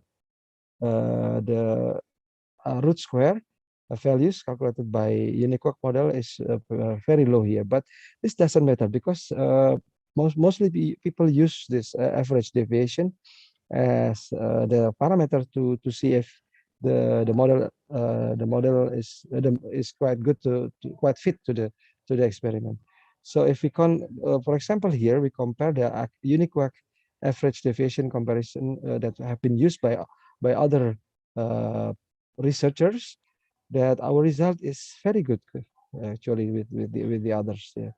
So we can say here that based on the VLA modeling of furfural and water distillation data, a VLA curve has been successfully developed with the UNIQUAC model. The quantitative analysis shows that this model has an average deviation of 0.0954 and a root square value of 0.297. These values are acceptable mainly due to the error that does not come too close to 1. But that's still acceptable if we compare with other. It also shows that the UNIQUAC model can be used for VLA modeling of furfural and water distillation as the representative of OPFP hydrolyzed solution. Further studies must be conducted to acquire a better and accurate model. I just want to come back a little bit here with the R. It's the root square. It means that how different it is with the graphic, the model and the experiment. But with the average deviation, we can see that they're following very good curves. So with this, I conclude my presentation. I just want to show you that the latest publication of our research group together with the Malaysian Professor Suraini Abdulaziz from the UPM, I mean, and also from Muhammad Faisal Ibrahim and Dr. Lai Yipang. This will be published in January 2022, the next year. And the book entitled Biorefinery of Oil Producing Plants for Value-Added Products. Thank you very much for allowing me to deliver my presentation, and I hope you get the good one. Thank you very much. With this, I return it to the moderator. Well, thank you very much, Professor Gozan.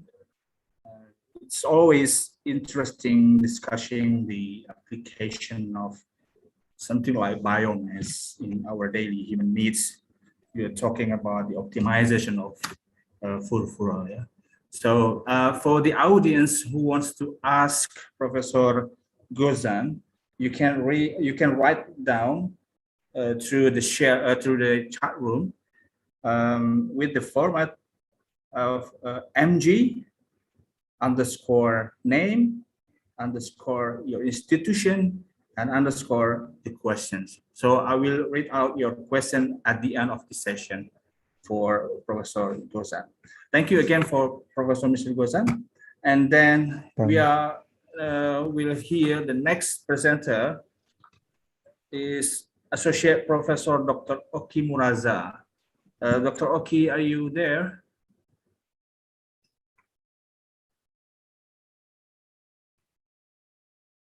Dr. Oki Muraza, are you with us?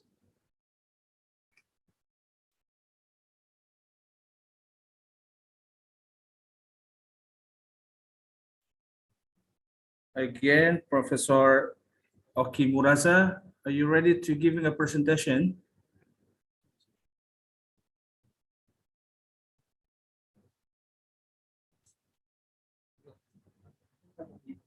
Yeah, I think he's already here.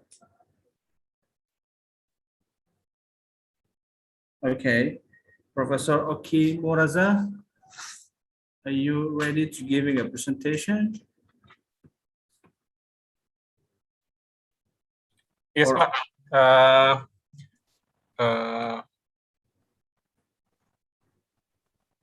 All right. Yeah, then Do I have access, Pak, to the sharing screen? All right. Okay, we give you already.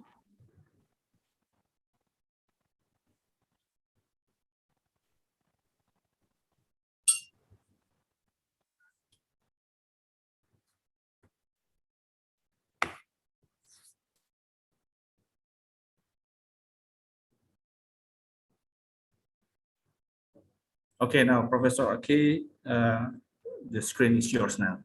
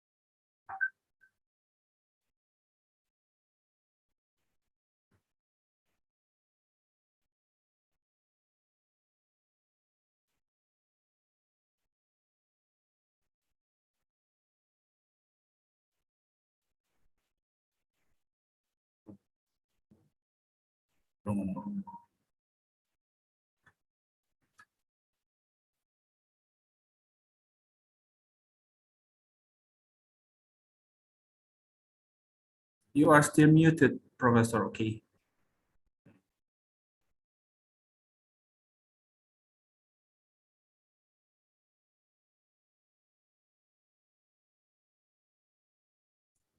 You can unmute the... Oh, iya, Pak. Is it clear, Pak, the slides? Yes, that's clear, very. Okay. Yeah. Thank you so much, Mr. Moderator.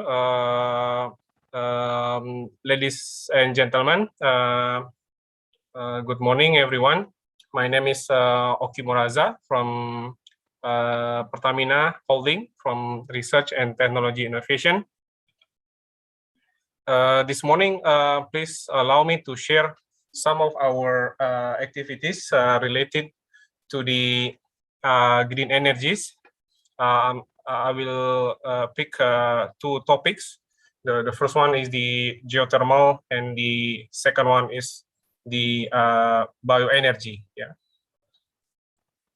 At the beginning, I would like to share some of the activities that we have in research and innovation in Pertamina Holding. So basically, we have three divisions. The first one is the upstream. The second one is downstream. And then the third part is the planning and commercial development. We are basically having missions to improve the current productions, to access different or new resources. And then we also try to develop new technology for the new business. Yeah. On the right side, we can see different topics that we covered in our center, starting from upstream, downstream, refinery, petrochemicals, gas and LNG, and also renewables. Yeah. So this morning I will cover the geothermal, which is part of the upstream, and then the biofuels, which is part of the new and renewable energy. Yeah. On this slide, we can see some of the activities that we have related to the new and renewable energy. Yeah. So we have some activities related to biofuels, electrical vehicles, geothermal, solar PV, and also new energy. Yeah. So on the right side, we can see that the geothermal is one of our stronger contributions in renewable energy. And then we are still developing our bioenergy, but it's going to grow further, because here we have different types of fuels that we develop. And then solar PV, we started with the developing solar PV on the roof of our fuel station. Maybe you have started seeing the green fuel stations. And then new energy, basically, we try to utilize the abundant feedstock that we have in Indonesia, such as low-rank coal and CO2.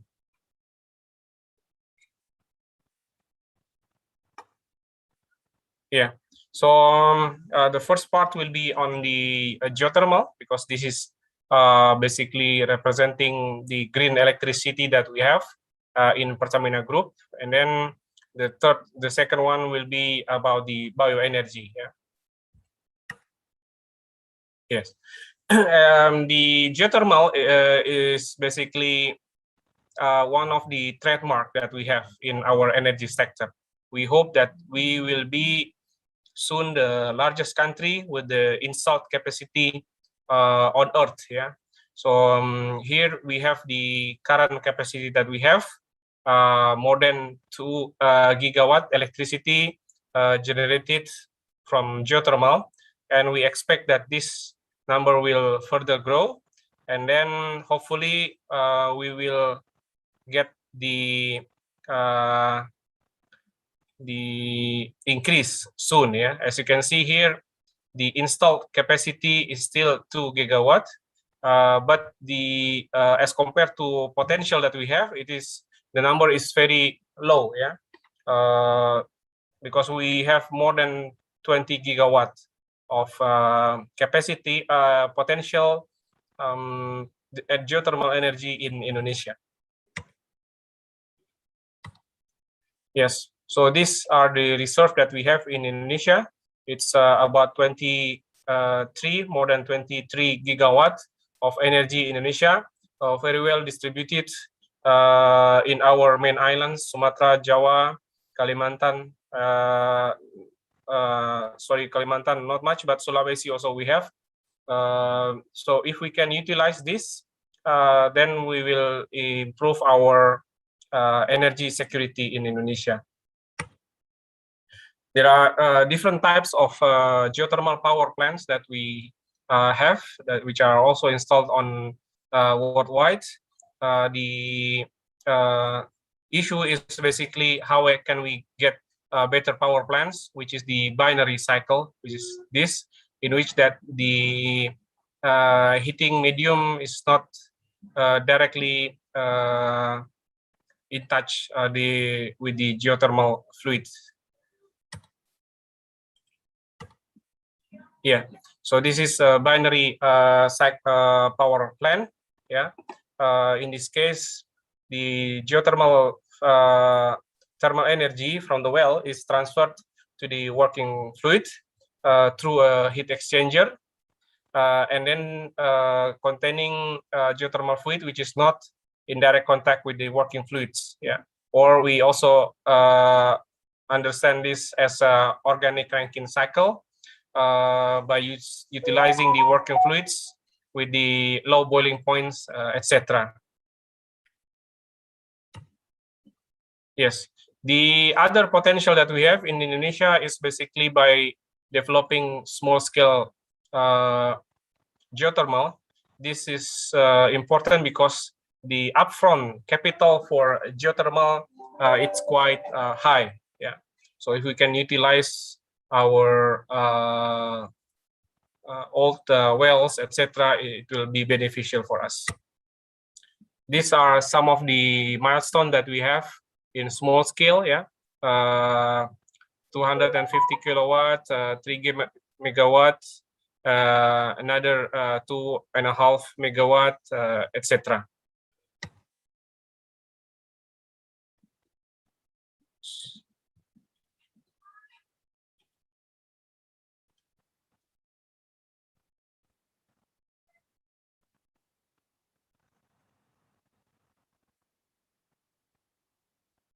Yes, once we have the geothermal, we may also produce green hydrogen. Yeah, in this case, we are building green hydrogen in Ulubelu in Lampung for small capacity as part of our study. Yeah, for the pilot plants. And then the other thing which is also interesting in geothermal business is basically the presence of silica, yeah, which is contained in the brines. Basically, if we manage now at this moment, this is still in the research scale. If we can tap this silica, and then we can utilize the silica as a raw materials for catalyst productions or adsorbent production or other nanotechnology applications.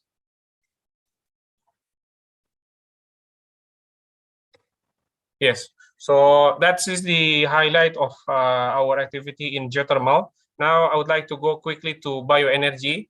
This is also a very interesting activity that we have. I will highlight two topics. The first one is the bioethanol from the waste. And then the second part will be green diesel from waste also, from used cooking oil. Yeah. So basically, in order to have bioethanol from the waste, we need to remove the lignin from cellulose. Yeah. Ideally, this is by steam explosions. Yeah, this is the best methods. And then after that, once we have the glucose ready, we can utilize fermentation, and then we can get the bioethanol. This is the premium bioethanol, the second generation bioethanol. Yes. Fortunately, Indonesia is blessed with a lot of waste, biomass waste. One of the waste that we have in Indonesia in large quantity is the EFB, yeah, and empty fruit branch, or Tadan Kosong sawit in Indonesia. We are trying to execute this program. If this program can be executed, we have a lot of benefits, such as better for the oil palm farmers, reduction of green gas houses, creating new economic centers, etc. And here, as you can see, that the one of the potential is to have one package of bioethanol plants with capacity of 50,000 ton per annum. Yeah.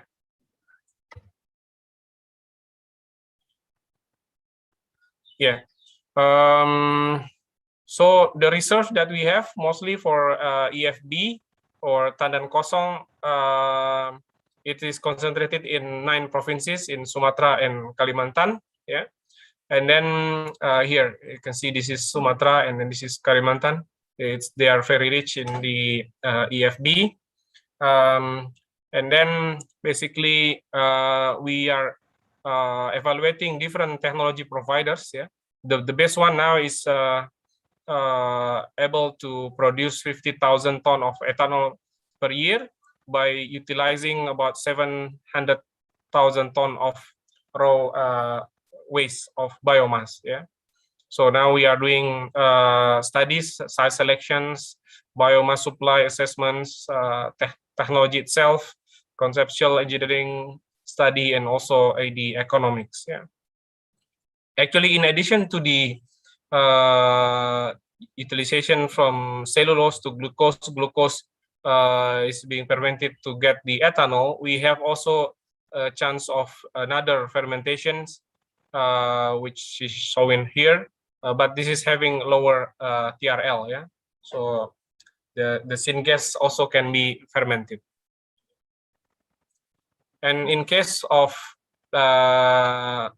empty fruit bunch or EFB, as you can see here, EFB is very important. Now the current ethanol production is only this much. Yeah, and if we have our national program E5, which means that 5% of ethanol in our blended gasoline, then we need a lot of ethanol, yeah, to be produced in Indonesia. And then if we have E10, of course, we have to produce another one. Yeah, this is a very good business for Indonesia if we can establish the ethanol blended with the gasoline. Yeah, so this is basically some of our thoughts in planning this program. So we can consider phase 1, phase 2, and phase 3 to do this business stepwise. So at the beginning, we can build a number of plants, including the second generation one, and then we further develop some second generation plants. At the end, we will have more than 30 bioethanol plants, yeah, by mastering this technology. So these are the current players that we have in Indonesia. Basically, we can add more productions by securing the waste as a feedstock. Yeah, so these are the 2 different places or 3 different places in which that we consider that we have enough materials. We are doing the techno-economic analysis at this moment, and then hopefully that in these places we can soon produce bioethanol plant. Yeah, this if we expand further in Indonesia, we may get different provinces. Actually, the palm oil is present in about 24 provinces, but we can observe that in 9 provinces it's really produced in very large quantity. Hopefully, this can be turned into implementation soon. Here, the potential is basically number one is in Riau, and then Central Kalimantan, North Sumatra. Yeah, those are the top 3 provinces in which that we can build these second generation bioethanol plants in large quantity. The issue that we have is basically how can we improve the economics if we want to have local market, yeah, because at the end it should be blended with the gasoline, but there is also a chance that we may consider this as a export product. The second one problem that we are working on this topic is basically the presence of the byproduct, yeah, which can be utilized as fertilizer. It's called vinasse. And then we need also to master this technology. Yeah, these are new for us, large scale quantity of enzyme, yeah, to be produced in Indonesia, and then further improvement in the pre-treatment, etc. Yes. In order to further improve the economics, one of the ideas is basically to valorize or to utilize lignin, which is part of the byproduct. Yeah. Lignin can be converted ideally to bioaromatics, such as this screen. And once we have bioaromatics can be added into our value chain. Yeah, we utilize a lot of aromatics in petrochemical business. And ideally, in the future, we expect that the renewable feedstock will go hand in hand with the conventional feedstock that we have from oil and gas in such a way that we can produce many of these chemicals in Indonesia in order to strengthen our current account, and then also to suppress the current account deficit. So basically now we are basically studying different issues, starting from the feedstock, security, collectability, yeah, competition and price. Yeah, and then we also study the pretreatment technology. So far, the steam explosion is the best one. The enzyme supplies, this we need more biochemical engineers which understand how can we scale up the enzyme productions. The valuation, yeah, how can we discuss with the government in order to make these things happen for local market, by also considering that we need to sell it abroad, yeah, because the price outside Indonesia is very good. And then the other things that we are working on is basically we need to work on different feedstock, not only tandan kosong or EFB, but we can also use the other parts, yeah, pelepah, batang, etc., which are also abundant in Indonesia.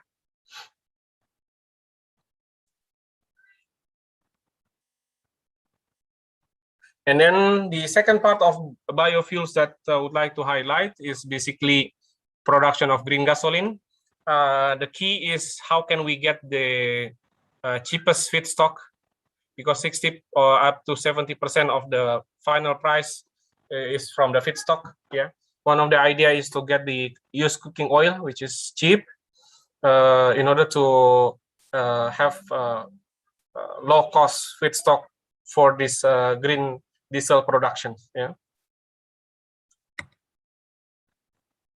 And in addition to green diesel, we are also working on biogasoline. Yeah, for biogasoline, there is a potential to utilize different feedstock as well.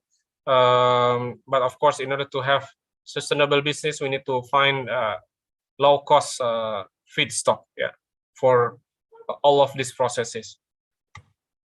So in summary, I'd like to highlight that we have very high potentials to produce bioethanol second generation in Indonesia due to the demand that we have. Either we are going to implement E5 or E10 program, blending ethanol to our gasoline pool, and then we can also produce by different feedstock, yeah, such as pelepah and other things. And then last but not least, basically the used cooking oil can be expected to be utilized to produce green diesel and green gasoline.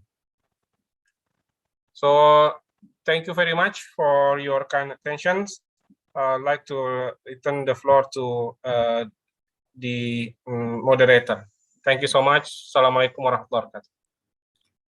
Waalaikumsalam warahmatullahi wabarakatuh. Thank you very much, Professor Oki Muraza, that highlighting the optimizing of geothermal energy and also bioenergy.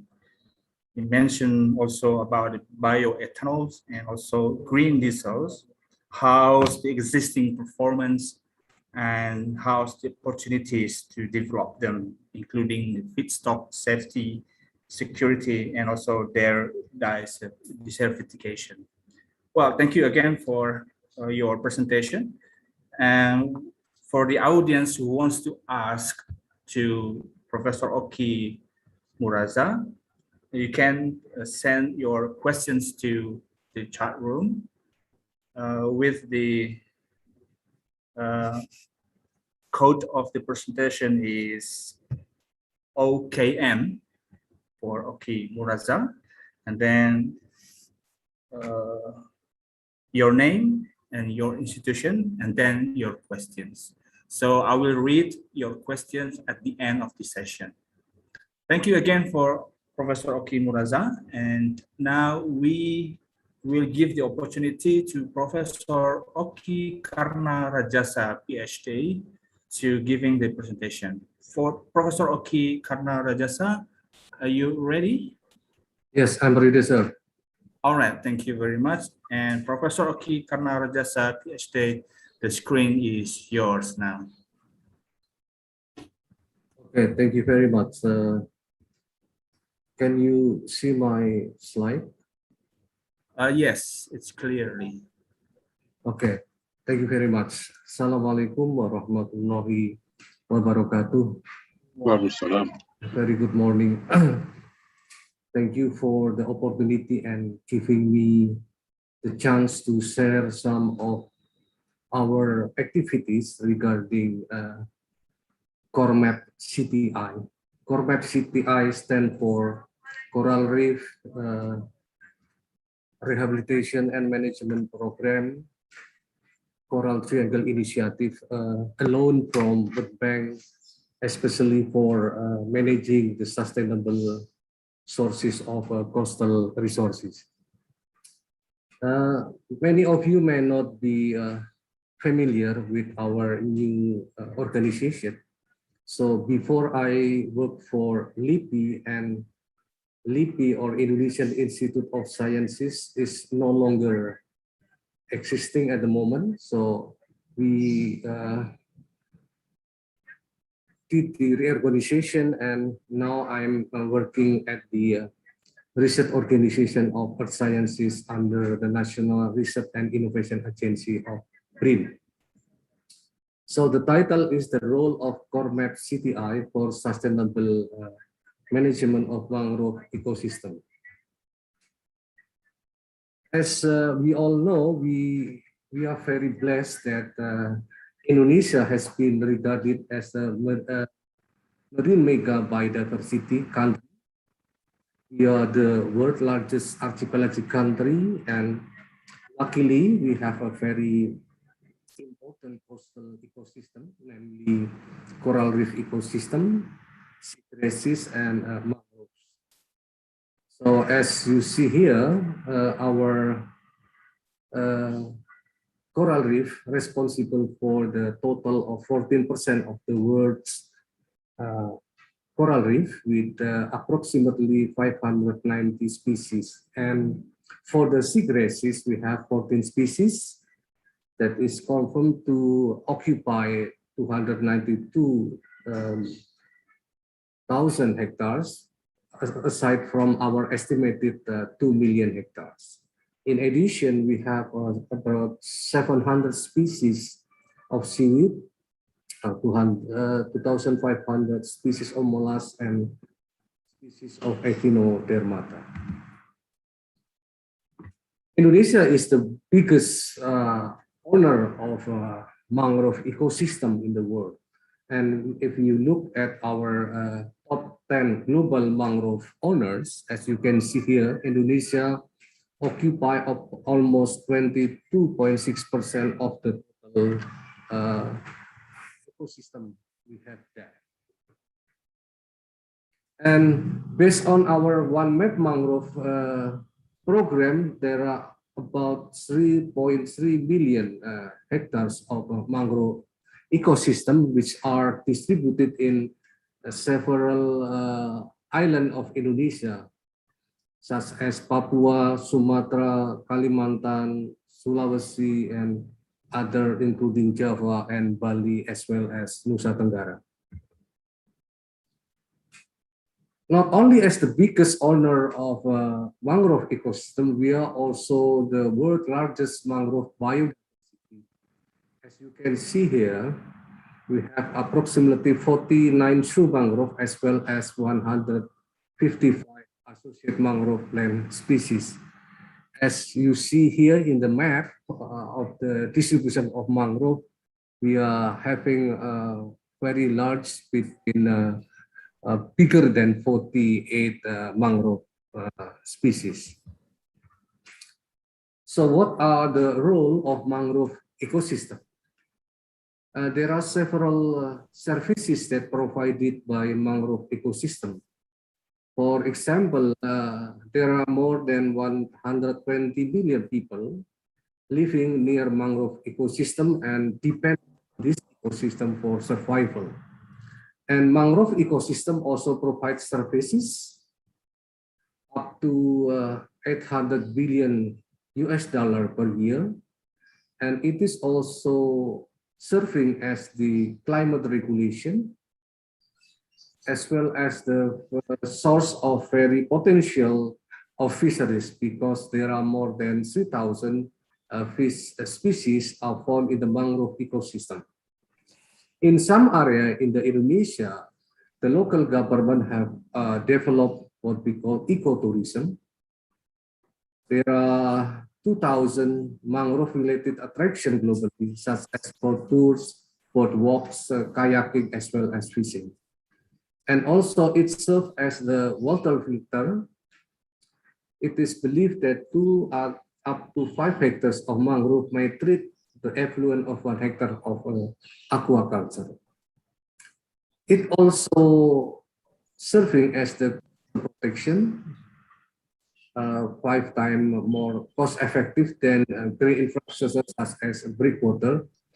And lastly, it is also providing timber and fuel for the community as well as for the industry. However, just like other part of the world, there is a quite significant degradation of mangrove in Indonesia, as you can see here.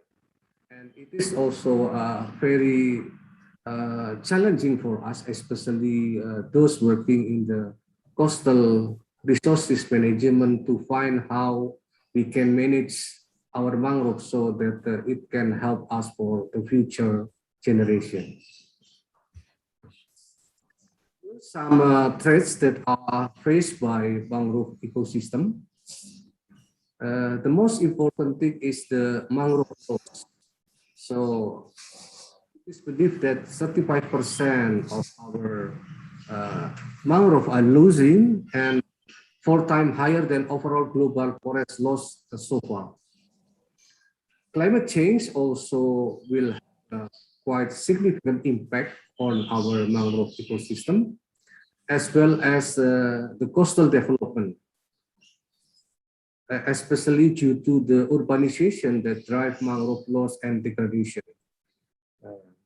As you may realize at the moment that the human population density in coastal region is 3 times higher than global average. Another challenge or threat is the pollution. which are caused by the sediment as well as solid waste and oil. Aquaculture, even though this is very important for generating bioeconomy, it is also caused more than half of mangrove losses globally due to shrimp culture. And agriculture, in terms of conversion of rice paddies, responsible for 80% of the mangrove loss, for example, in Myanmar, as well as lodging that cause altered species composition, fragmentation, and total clearance of the mangrove forest. Now, what we need to do in terms of mangrove management. So mangrove monitoring is one of the very important aspect of mangrove management. So it will serve as the early warning system, that also a good example of fast response, also for avoiding degradation or damage, and last but not least is better utilization as well as management.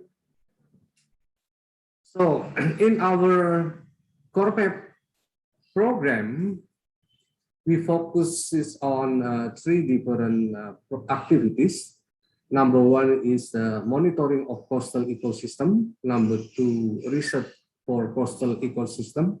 And number three is institutional capacity building. And when we talk about the monitoring of coastal ecosystem, basically there are three main ecosystem of the coastal ecosystem that we are focusing on. And in this regard, we are talking about the monitoring of coastal ecosystem of the mangrove. So there are two aspects that are considered for doing the monitoring of mangrove. Number one is to generate a periodic data set, and secondly is to do the monitoring system. This is an example of periodic data set that are generated through our monitoring system program. Number one is the canopy coverage. Number two is the mangrove density. Number three is species dominancy. Number four, trunk diameters. And I would like to thank for the support and collaboration in terms of monitoring system of the mangrove ecosystem, because there are so many stakeholders that are very supportive in terms of our monitoring program. Number one is the ministerial level. For example, Ministry of Marine Affairs and Fisheries, Geospatial National Plan Agency, as well as Ministry of Forestry.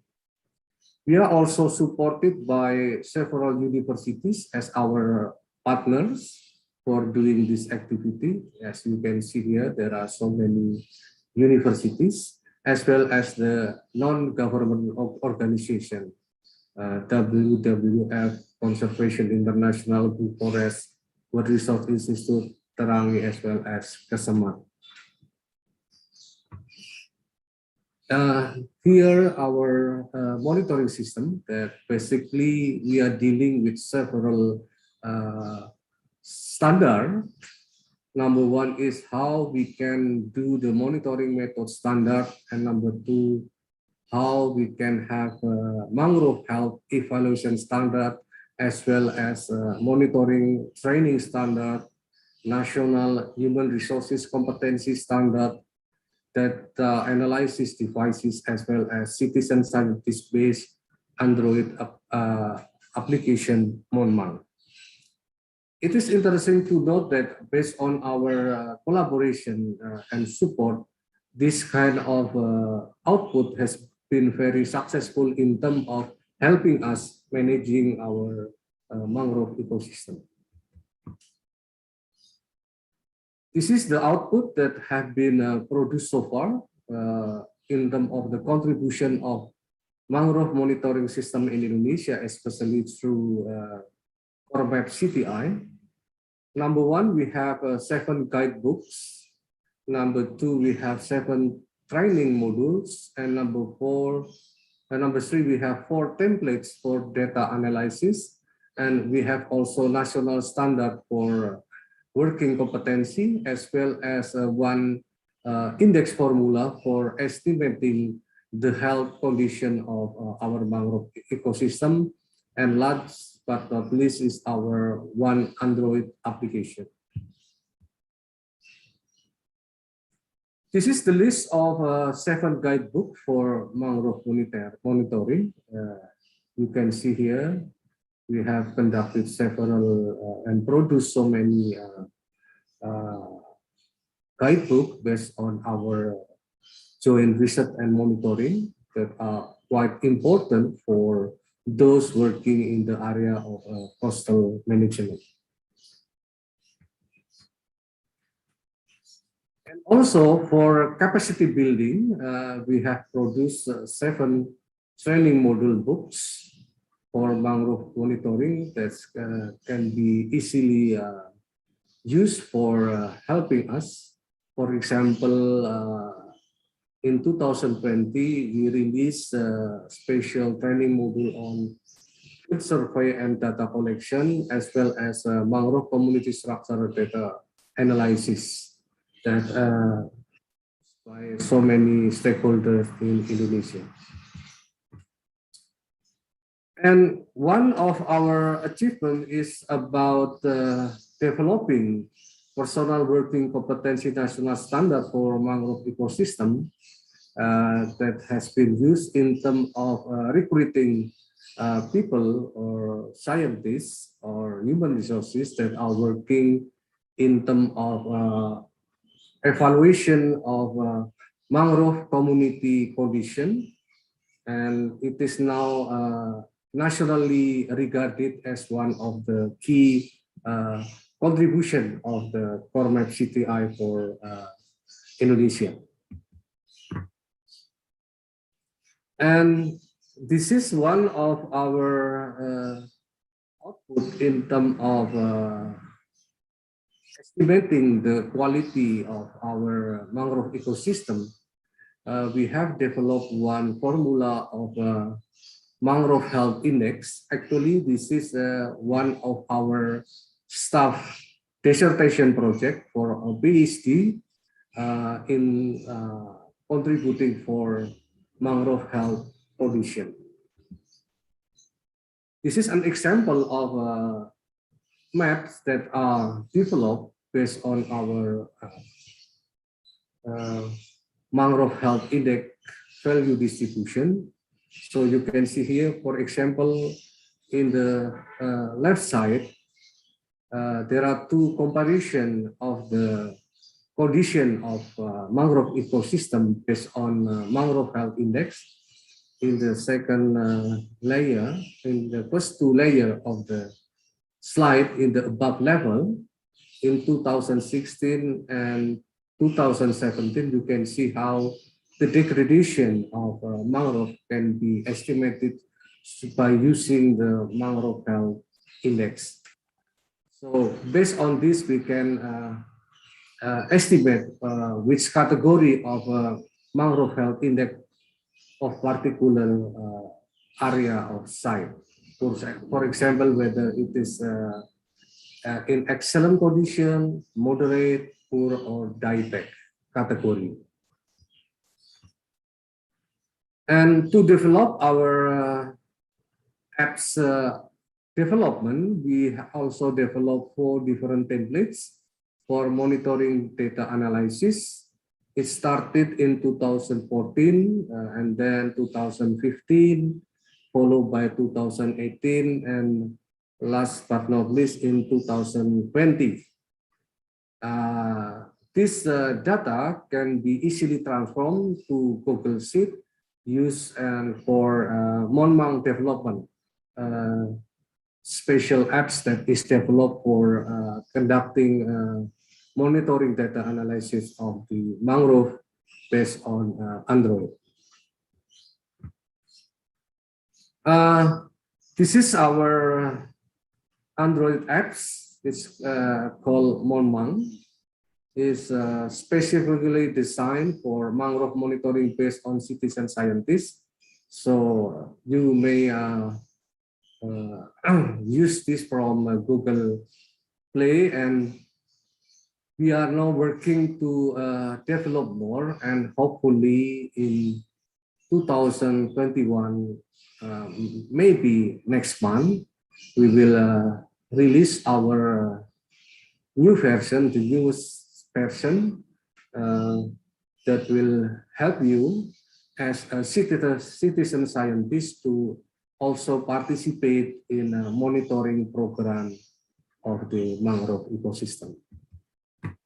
So with our new Monmang 2.0 version, hopefully it will make easier for you to make use this app for helping us to collect the data, to monitor the mangrove ecosystem. So for that, number one, we support iOS system. And then with that, our new version will help you to do the mangrove mapping feature by using artificial intelligence features, and also it will help serve as the learning for those who are very interested in working on monitoring of the mangrove ecosystem. So the question is, why Monmang? So there are several beneficiaries that will make use for our Monmang apps. Number one, scientists, it will deeper focus on research on mangrove ecosystem. For the citizen scientists or NGO or practices, it will help you also to do research and monitoring as well as educational tourism. And for the student, it is easier way to obtain research data regarding the status of a mangrove ecosystem. And for the manager of government, it is a easier way to manage the database. So who will benefit from this in terms of Indonesian research institution? So number one, we have developed a special regional training research center for marine biodiversity and ecosystem health.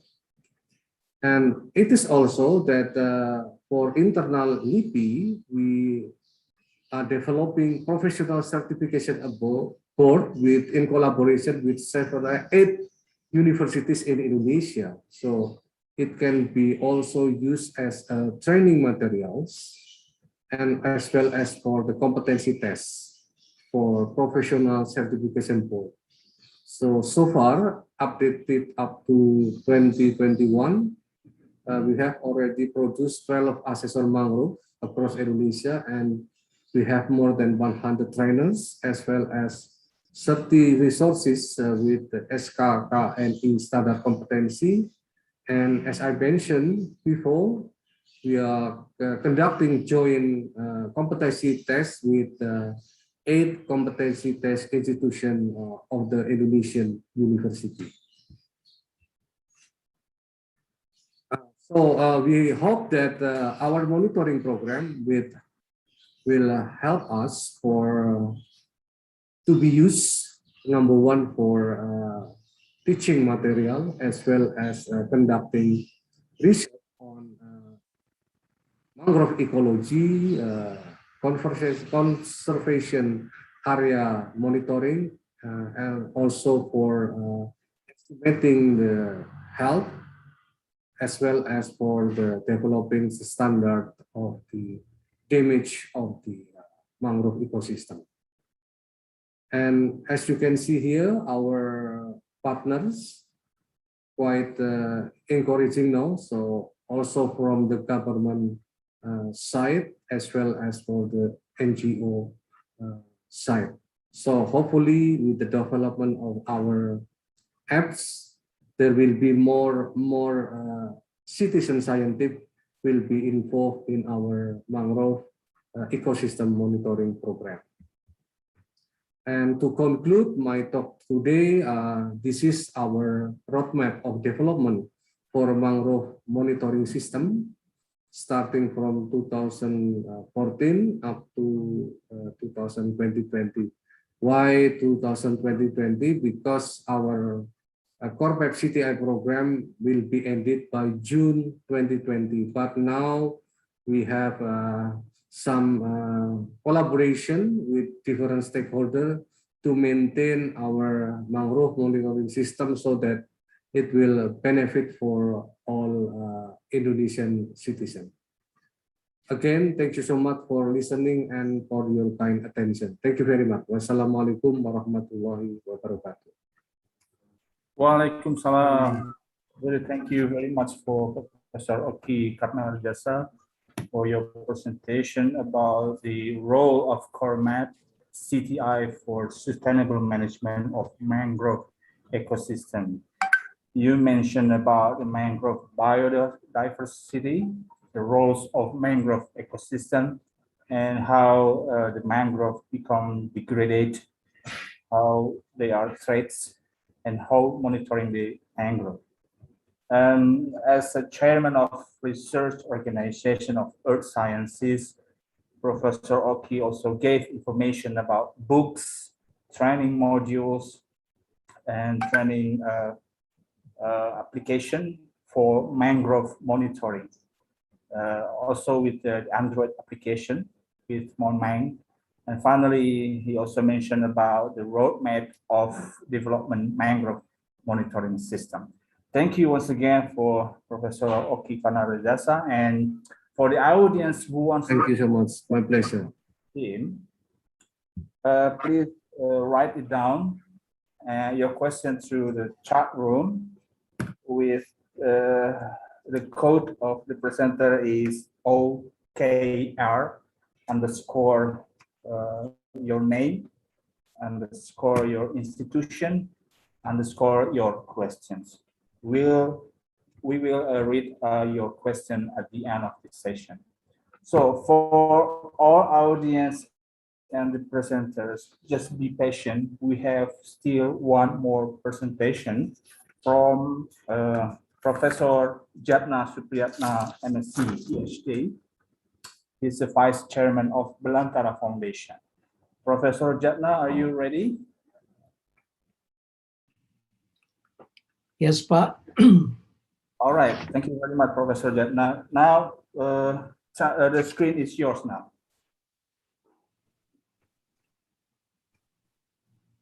Thank you. Let me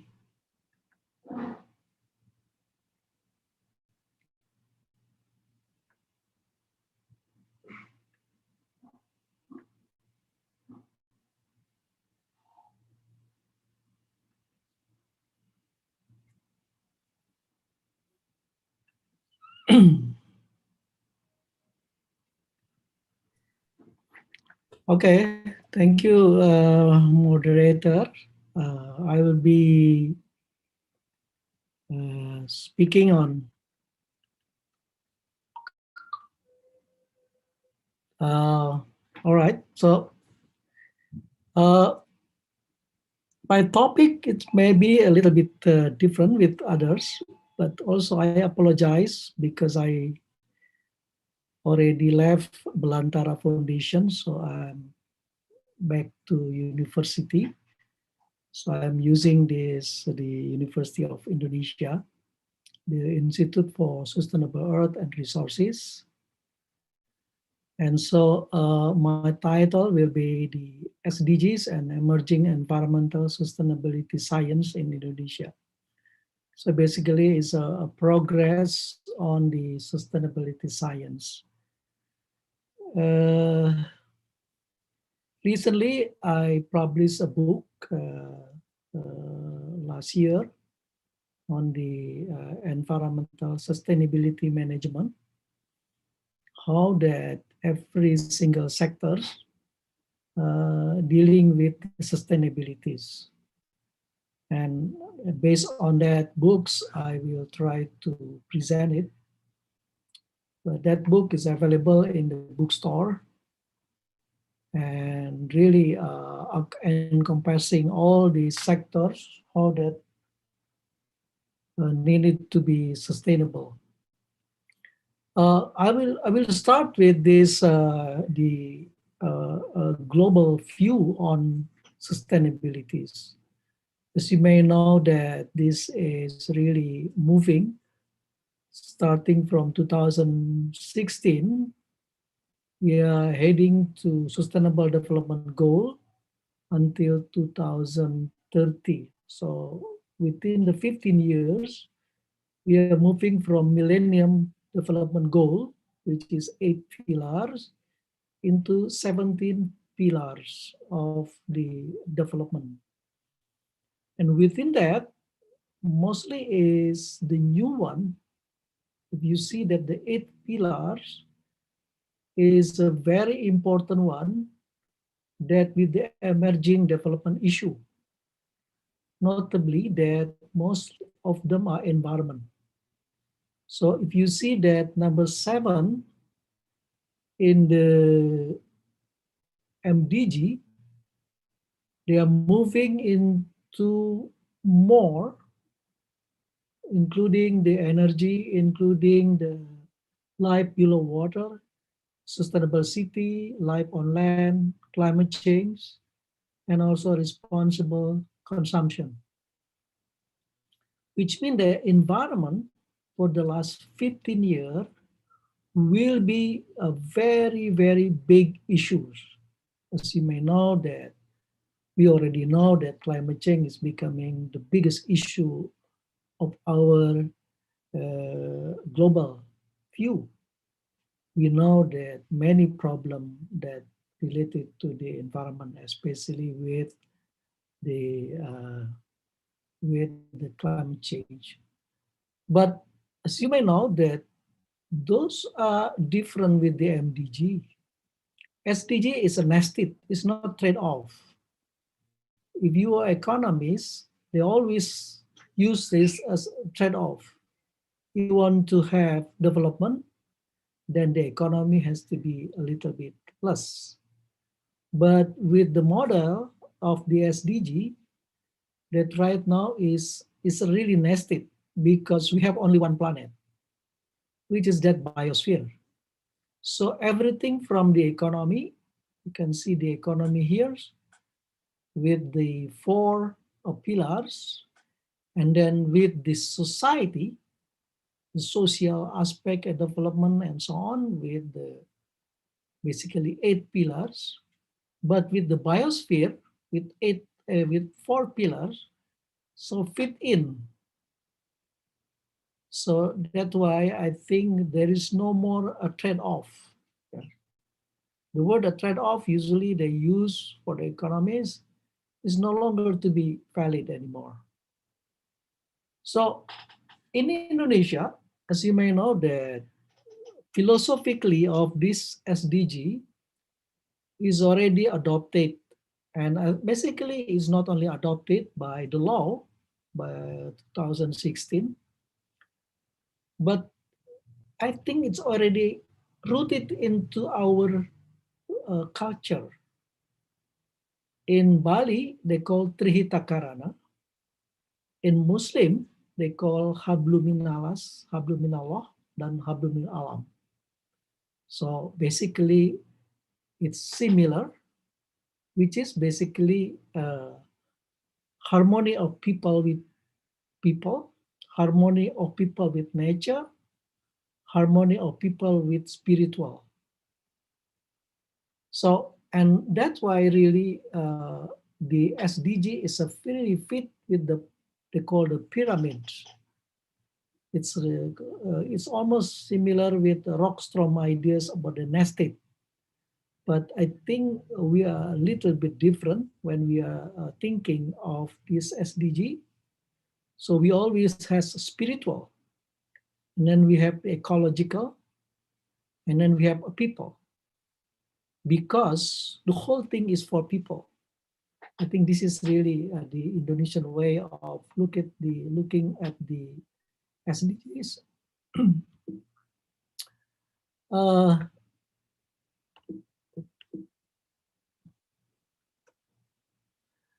And then Jeffrey Shaw, one of the top scientists on the sustainability science and sustainable development.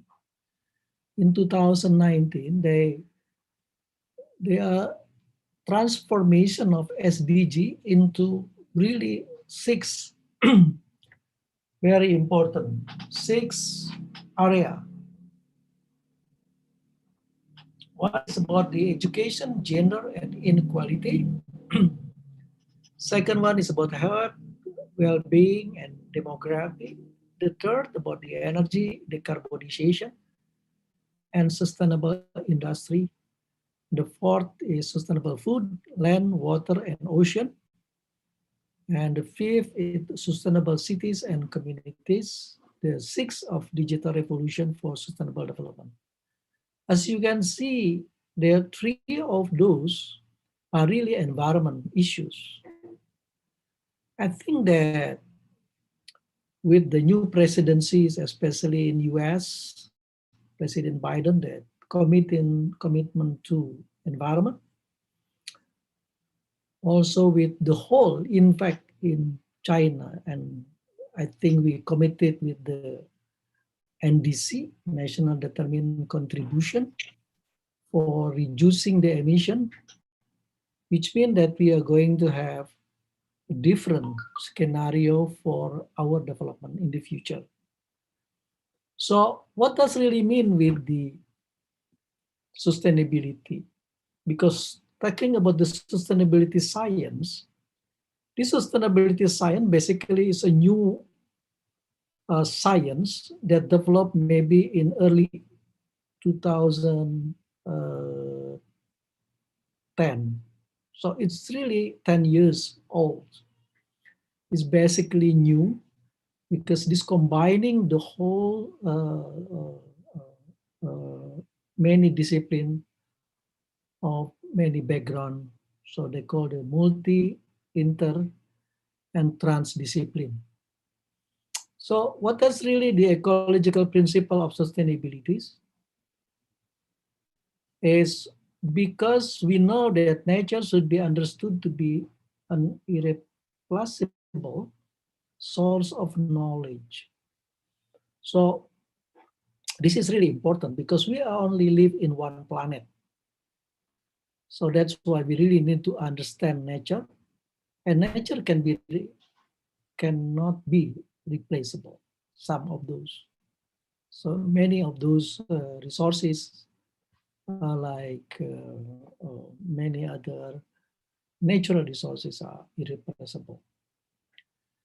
And then the second theme is environmental deterioration and human operation and violence are linked to in analysis and action. So we really need to understand what that's really deteriorations and human. And we call it Anthropocene, such as climate change is one of those, because we don't understand why they becoming so much problematic with the environment. The third one is the humility. We must guide our action. It's very important to have humilities, Then we can do the good stewardship or managing the environment. The fourth one is about the proper scales. You cannot use different scale. We really need a similar scale. That's why when we develop national determined contribution for climate change, we really need the same scale.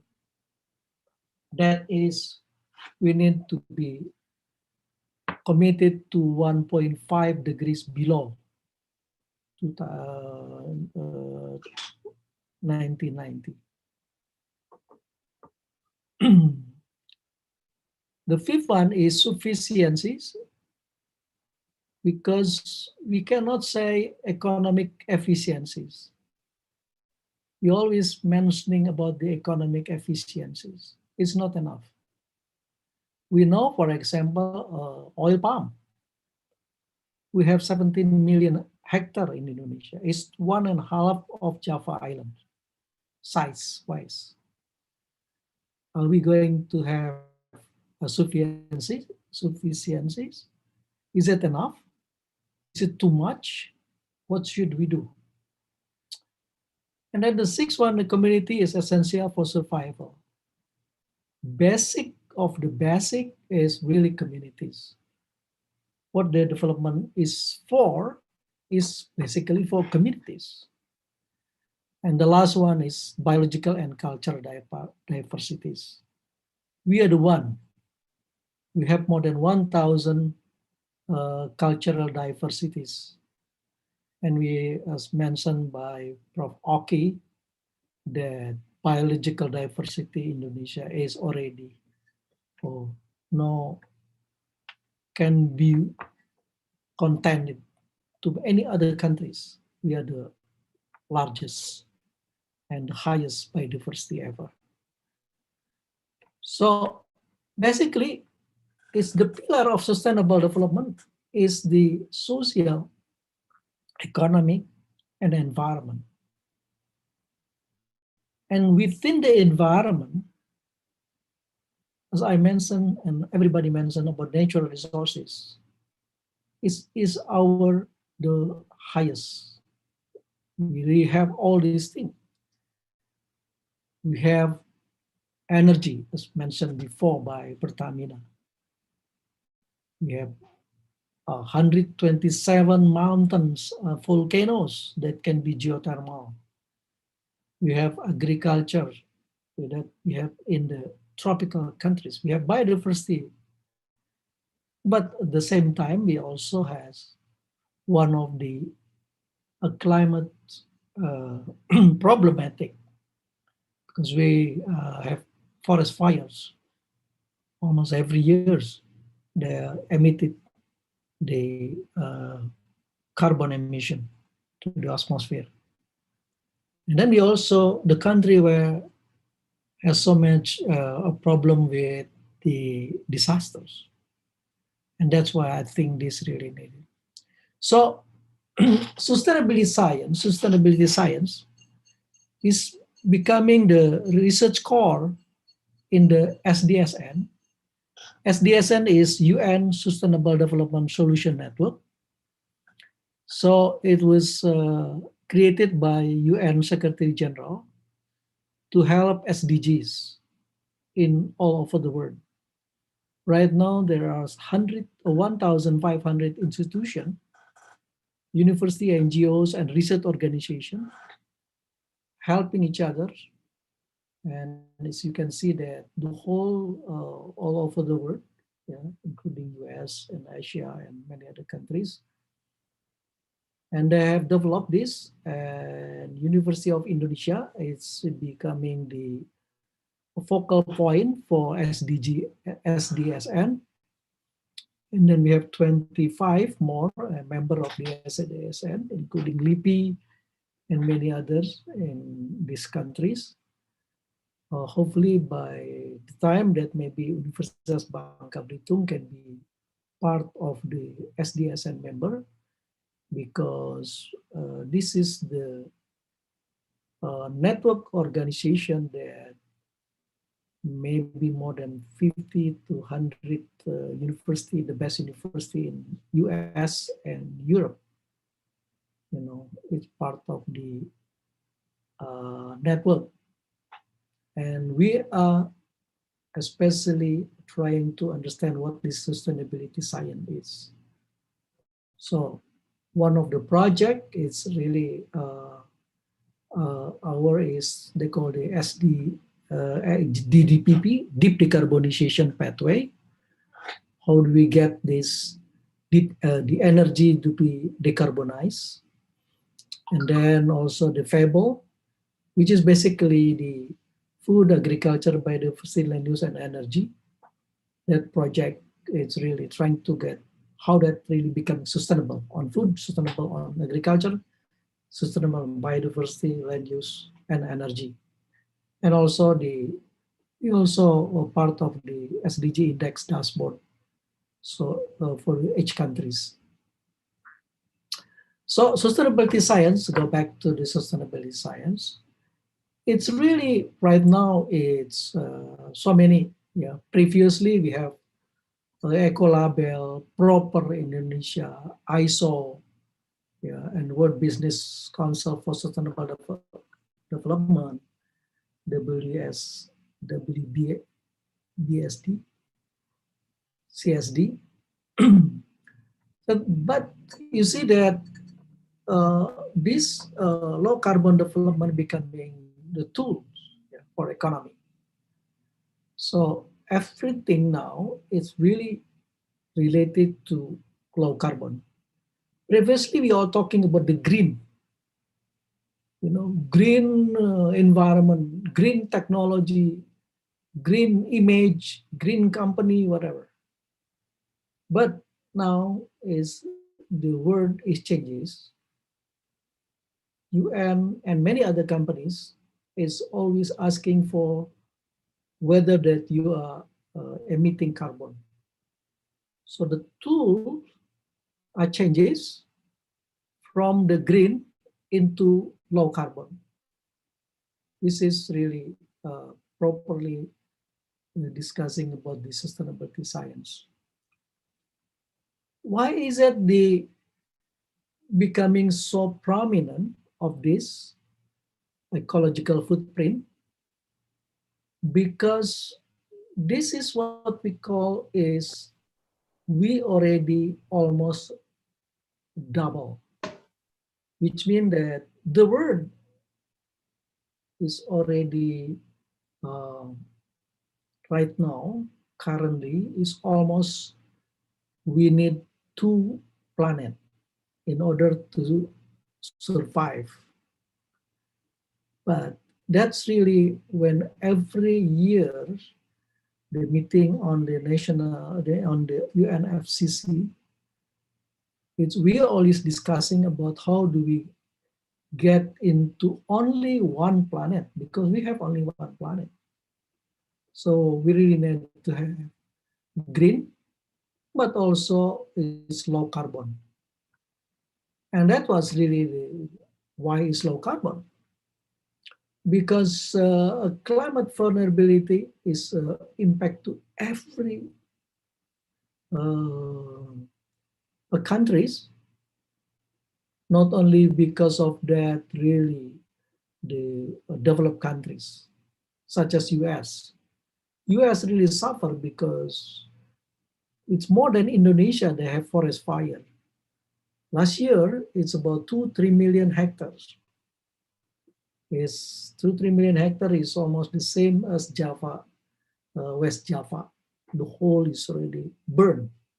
Europe also, because the changes. So the problem in Indonesia, of course, is peatland, is oil palm, converting the oil palm, to oil palm and so on and so on. So that's why we really need to change. And that's why the government of Indonesia is also, they change. I think the zero emission Indonesia, I think just last week that Minister Luhut already mentioned that Indonesia will be, zero emission by 2055. And the world is trying to get 2050. Which means that every subject, every business, every sectors in the government, in the private, in the public, they really need to reduce the emission. And that's why the sustainability science comes. How do we reduce it? Right? So how do you monitor the sustainability science? The ecological footprint, right? How that really from the current path into the zero emission. Of course, we really need from the vehicles, electricities, of course, really need building efficiencies, power plants, alternative energy, for example, it's mentioned about Pertamina, and protect forests and soil. And I think this is really, really needed, trying to flattening the curve that is already trend to very high. Right now, we already 1.1 degree Celsius above 1990, which means if we are 3 degrees, we are a disaster. 2 degrees, maybe all the tropical rainforest is going to be gone. And that's really going to be, that's one we really need to be careful with this one. You can see that, you see that how that really the system, the dynamic system from producer, from the plant, from distribution, from the everything is interrelated. How do we get things to make sure that Earth system will be not impacted really hard? Yeah, from all the problematic right now. One of the, for the, some of the science that come up is what they call a life cycle sustainability assessment. Now is the community of the LCSA is already established 2 years ago. So we have the Association of Life Cycle Sustainability Assessment. Basically, every company really need to reduce the emission, reduce the so that that can be sustained, and that of course that ISO and many others, but this including many different method of life cycle. This is an example what we did in Sumatra and Kalimantan about the peatland. We know that the peatland is right now they convert it into rice, they convert it into sago, oil palm. And we really like to know, how that really become sustainable. So even for oil palm, for example, so we understand how much that really, if you see the differences from the planting to product development to net present values, right, and to this one. So you can see that the differences between those values, how much the kilogram CO2 equivalent,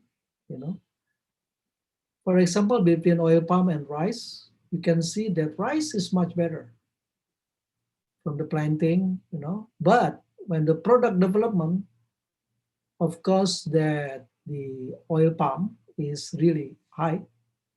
But if you calculate it with the net present values between oil palm, with all this energy and those things, so rice much better, even for the social values.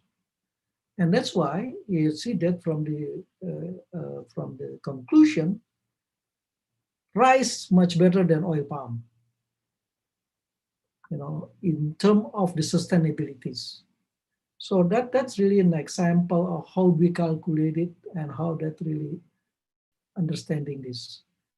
As you can see from this, the dashboard, you can see which one is really, because oil palm, of course, that possible because it's not so much on inundated by water. The possible of the peat fire is much more, and that is really producing or emitting so much CO2 to the atmosphere for the oil palm. And then there is also an example of my graduate student who's doing this, the life cycle assessment on the production of coffee, for example. How do we balance between the economy and the social and environment? And this is the balancing, how do we get this so that there will not be so much emission for the production of the oil, the coffee industries. And then also can be doing an example of doing the farming. This is the farming for the farming of the deer farming, for example. So we learn that how do we reduce the emission so that we calculating this system caging, system outdoor, and system many different system. And this is really, and then the energy is similarly because there are so many renewable energy, carbon capture storage, and many others. But how do we decarbonize this? So we had a project in Indonesia what called decarbonize the energy, yeah.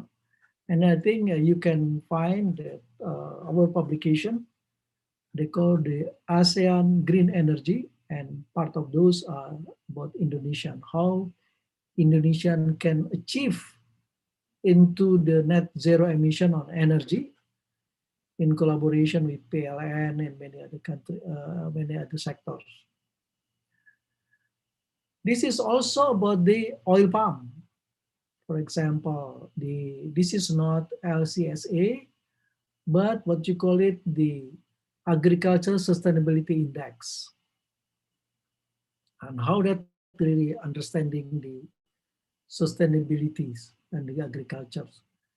And this is an example of the SMCA, so spatial multi-criteria analysis.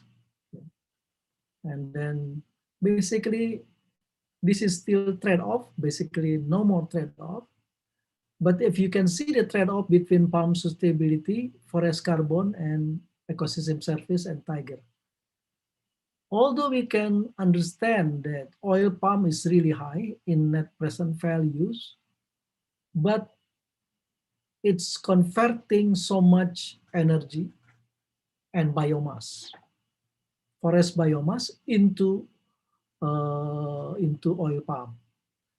In comparing to the forest carbon potential right now, if you see that per hectare compared to oil palm, carbon way up, because if you understand that, especially the peatland, that the per hectare is maybe 10 times of the oil palm revenue. So I think no longer to be oil palm becoming the first commodity, but I think carbon commodity becoming more and more because the world is changing, innovation is changing. So if you are relying on the oil palm, I think Indonesia will be way behind with everybody's. I think we really need to say that we still have so much potential because we have 20 million hectares of this peatland. So if we restore peatland and then we sell the carbon with the reduced emission from deforestation and degradation, and it will be way 10 times of the oil palm, I think. So the other one is also the sustainabilities are working. For example, this is our publication in 2016 at the Environmental and Planning Journal. Ada informasi permintaan di bulan. Hello. Okay, so this is a special multi-criteria analysis, and basically how the companies, this is the companies, they want to have logging concession. But of course, logging concession in Papua, especially, there are so many problems: cultural problem, biodiversity problem, socio-economic problem, and production problem. How do we get win-win solution? And this is called the spatial multi-criteria analysis, harmonized production and conservation. And basically, it's a very much how that instead of 300,000 hectares that the concession, and then we becoming very definitive that this area is out of conflict, which is about 40% of the land, which means that it's really big. if you out of 300,000 hectares. So, you know, this is really better because then there is no conflict with community, there is no conflict with the social, there is no conflict with biodiversity. And this is the science. And that's why the science is for. We really need to find the solution. So becoming sustainability for anything. So I think that's really my last presentation. Thank you very much. Thank you very much, Professor Jatna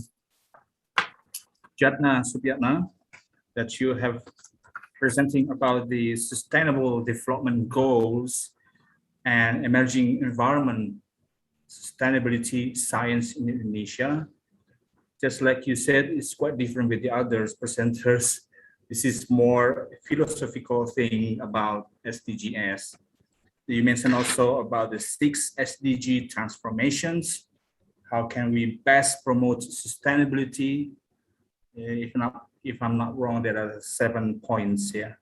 How can we best promote sustainability? And then you mentioned also about pillars on sustainable development.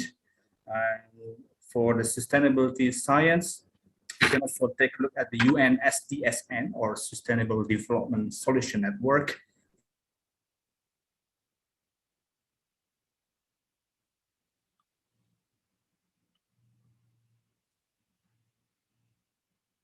I think you are mute, moderator. About the life cycle sustainable assessment, that you give the example of the production of coffee, sustainability of farming, oil palm, and so on and so forth. But the interesting thing that you mentioned, that the climate changing innovation is changing also. Well, thank you very much again for Professor Jatna Supiatna. And I think this is the last speakers who presenting the presentation. We go into the question and answer session. We still have about 40 minutes, 40 minutes to have this session, the last session. Until now, there are still 2 questions from the audience, and another 3 questions. Okay. I will read the questions that in my hand already. For the 2 questions is addressed to Professor Taufik. So please, Professor Taufik, to be able to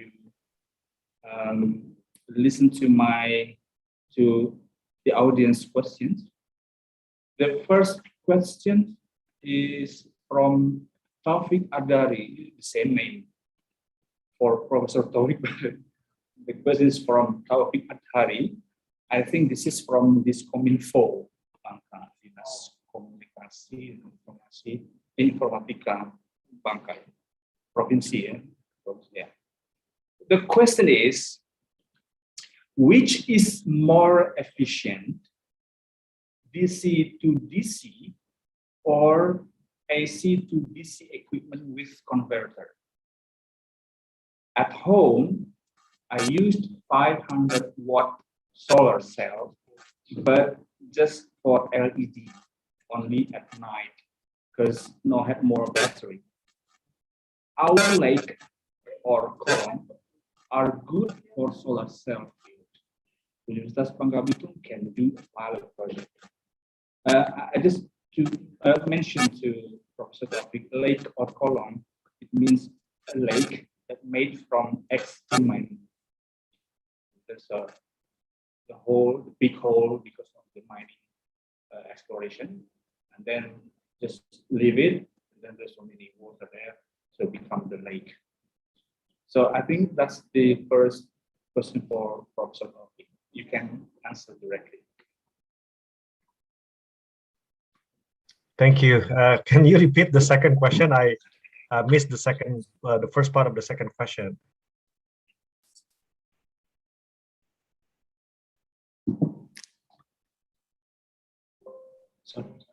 What the second question? Can you repeat the second question? Oh, okay. Yeah. That's the first question. And the second question is from Hadi Sarjono from PSN. Badan Standar Investasi Nasional. From Hadi Sarjono, thank you very much for the interesting science in DC House from Professor Taufik.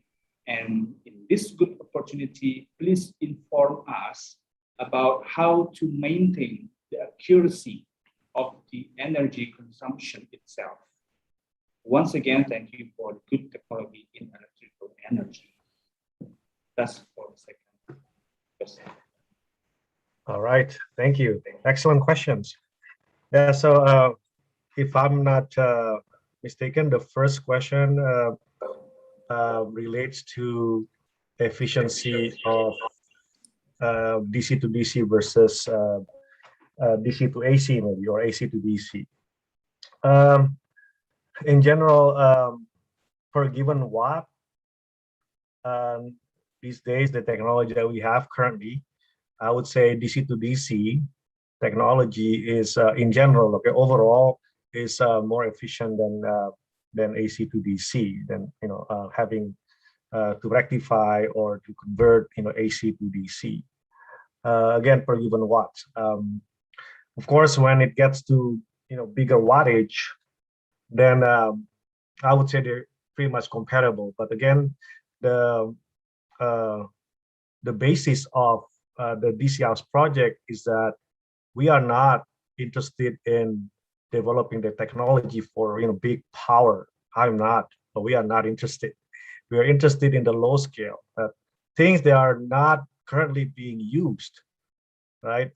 There's so many little or small water streams that are being wasted, basically, or not being used because there's no technology to tap into those small water streams.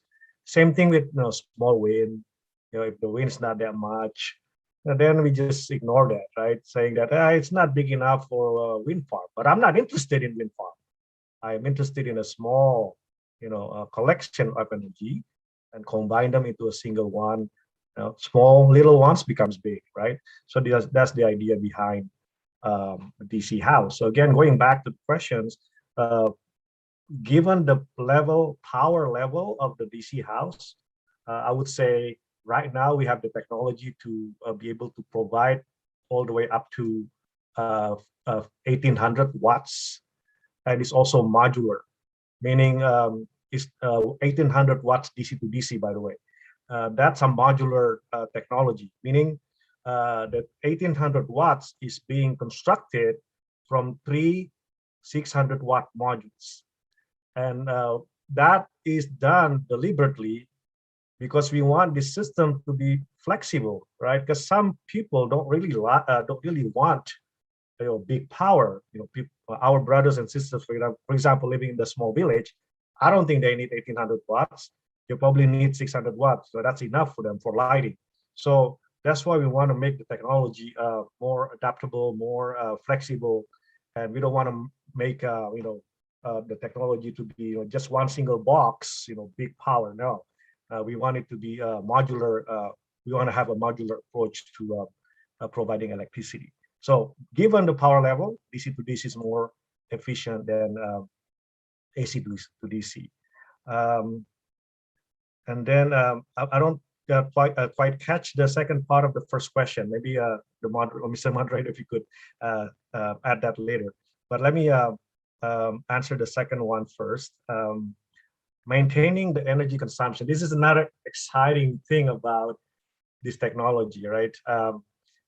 Energy consumption, maintaining, I would say it should go beyond just maintaining, right?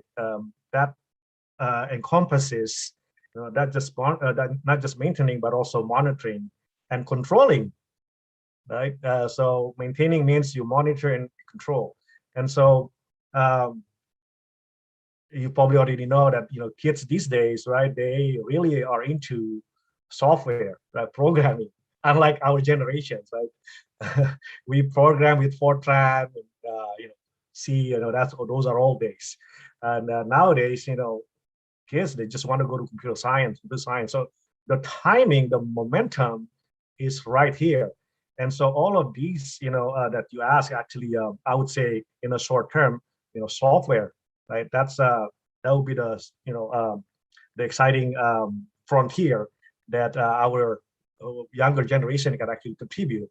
Is that we have uh, a generation that is interested in software, and coupled with that is the progress in computing technology, the hardware portion, right? Such as microprocessor, that's becoming cheaper and cheaper and cheaper, right? And so, if you've let's say you've Google, or you've looked around like energy storage management system in the US, or maybe in the Europe too. I'm just familiar with the ones in the US.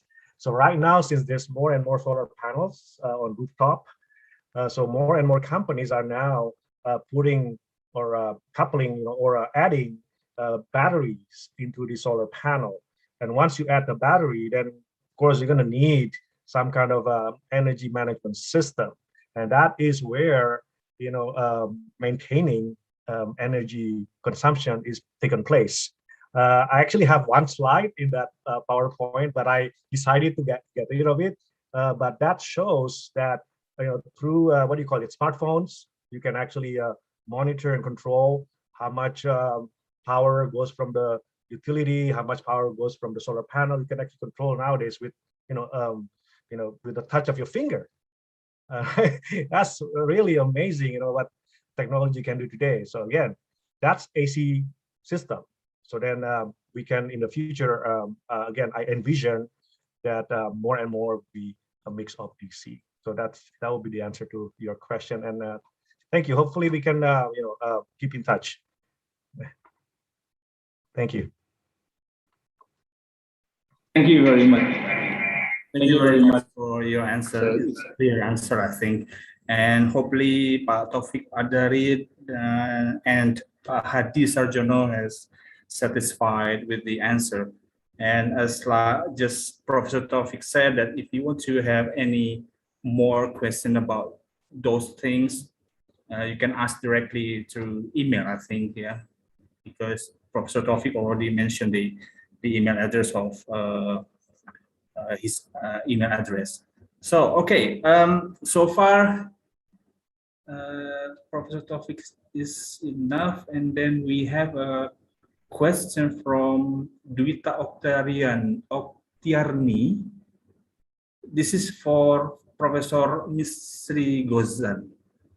Yeah. Yeah, Professor Misri Gozan. We have a question from Dwita Oktiarni from Unsri, Universitas Sriwijaya. The question is, how to reduce lignin levels, which are still high at the hydrolysis stage, because it is very difficult to degrade lignin into glucose. Are all lignin completely hydrolyzed by acid treatment? Thank you. Okay, thank you, moderator. I'm afraid that I have been mistakenly understood that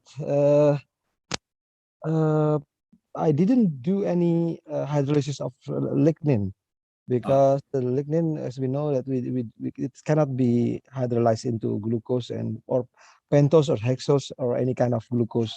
But I mentioned that in my explanation that first we have done the sodium hydroxide pretreatment to separate between lignin and other solid part of it, hemicellulose and cellulose. So we use the hemicellulose and cellulose in the solid part, and the lignin we purge. We didn't use it for our research. Of course, we can use the lignin also for for example, for vanillin production.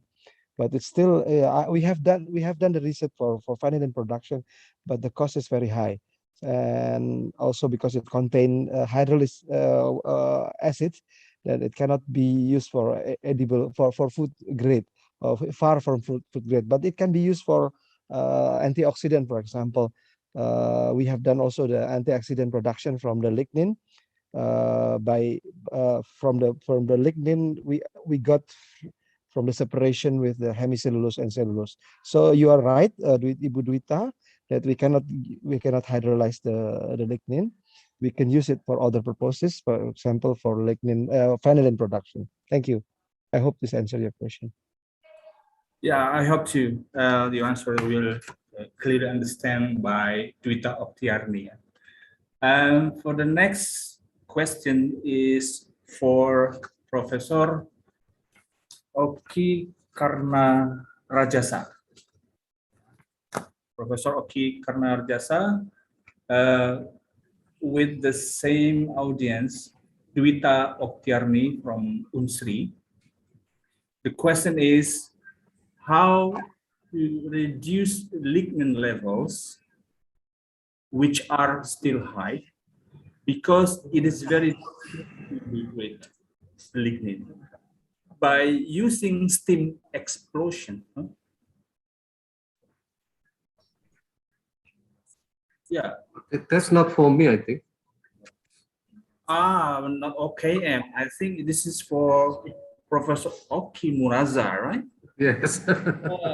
You mentioned OKM. It should be OM. Sorry, Professor. All right, this is for Professor Oki Muraza. Sorry. The question is almost the same with the the question for this. Yeah. How to reduce lignin levels which are still high, because it is very difficult to degrade lignin. By using steam explosion, this treatment requires a lot of energy and expensive. Is there any other possible method which is more environmentally friendly? Thank you. Yeah, thank you, Mr. Moderator. So basically, indeed, the question is valid. It is still challenging for us to do the removal of lignin. There are a number of techniques which are available commercially, starting from the acid hydrolysis. Mostly, we utilize sulfuric acids for at around 200 degrees centigrade for a few minutes. With this hydrolysis, the hemicellulose will release the monomeric sugars and other oligomers. And then there is also alkaline hydrolysis. Yeah. So in this case, basically, we apply the calcium or sodium hydroxide with potential addition of air and oxygens to the reaction mixture in order to improve the deligninifications. And then we have also the commercial organosolve process, in which that we utilize the organic solvents to remove the lignin. And then we have also steam. Yeah, steam. This is even though it is considered high energy consumption, but this is one of the most applied one by considering the degree of delignification that we have. In the research scale, there is also ionic liquid process, which is still in the research or laboratory scale. So there are a number of processes which are being studied, and basically we are open to different processes which will allow us to have better efficiency in lignin removals, and also the in converting the cellulose into sugar monomers. I think that's the potential answer from us, Mr. Moderator. Thank you so much. Thank you for your answer, Professor Okimuraza. And now it's your turn, Professor Oki Karnarajasa. You have one question for you. The question is from Revi Safitri from Universitas Bangka Belitung.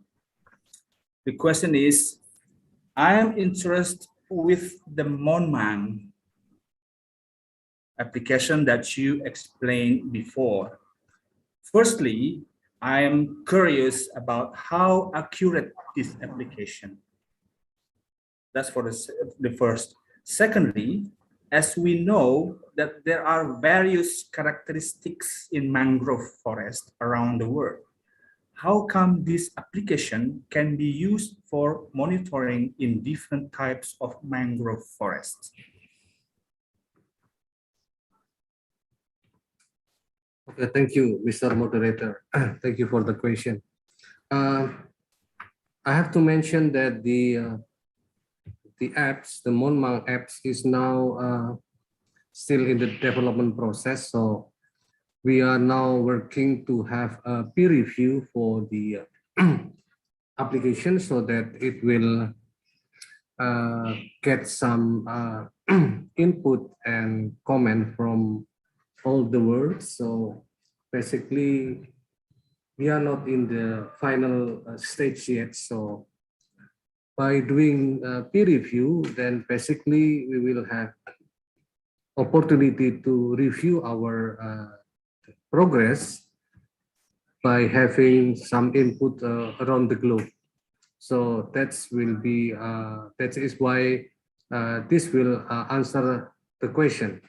So of course, at the moment, we normally use this app for training for the monitoring of mangrove ecosystem.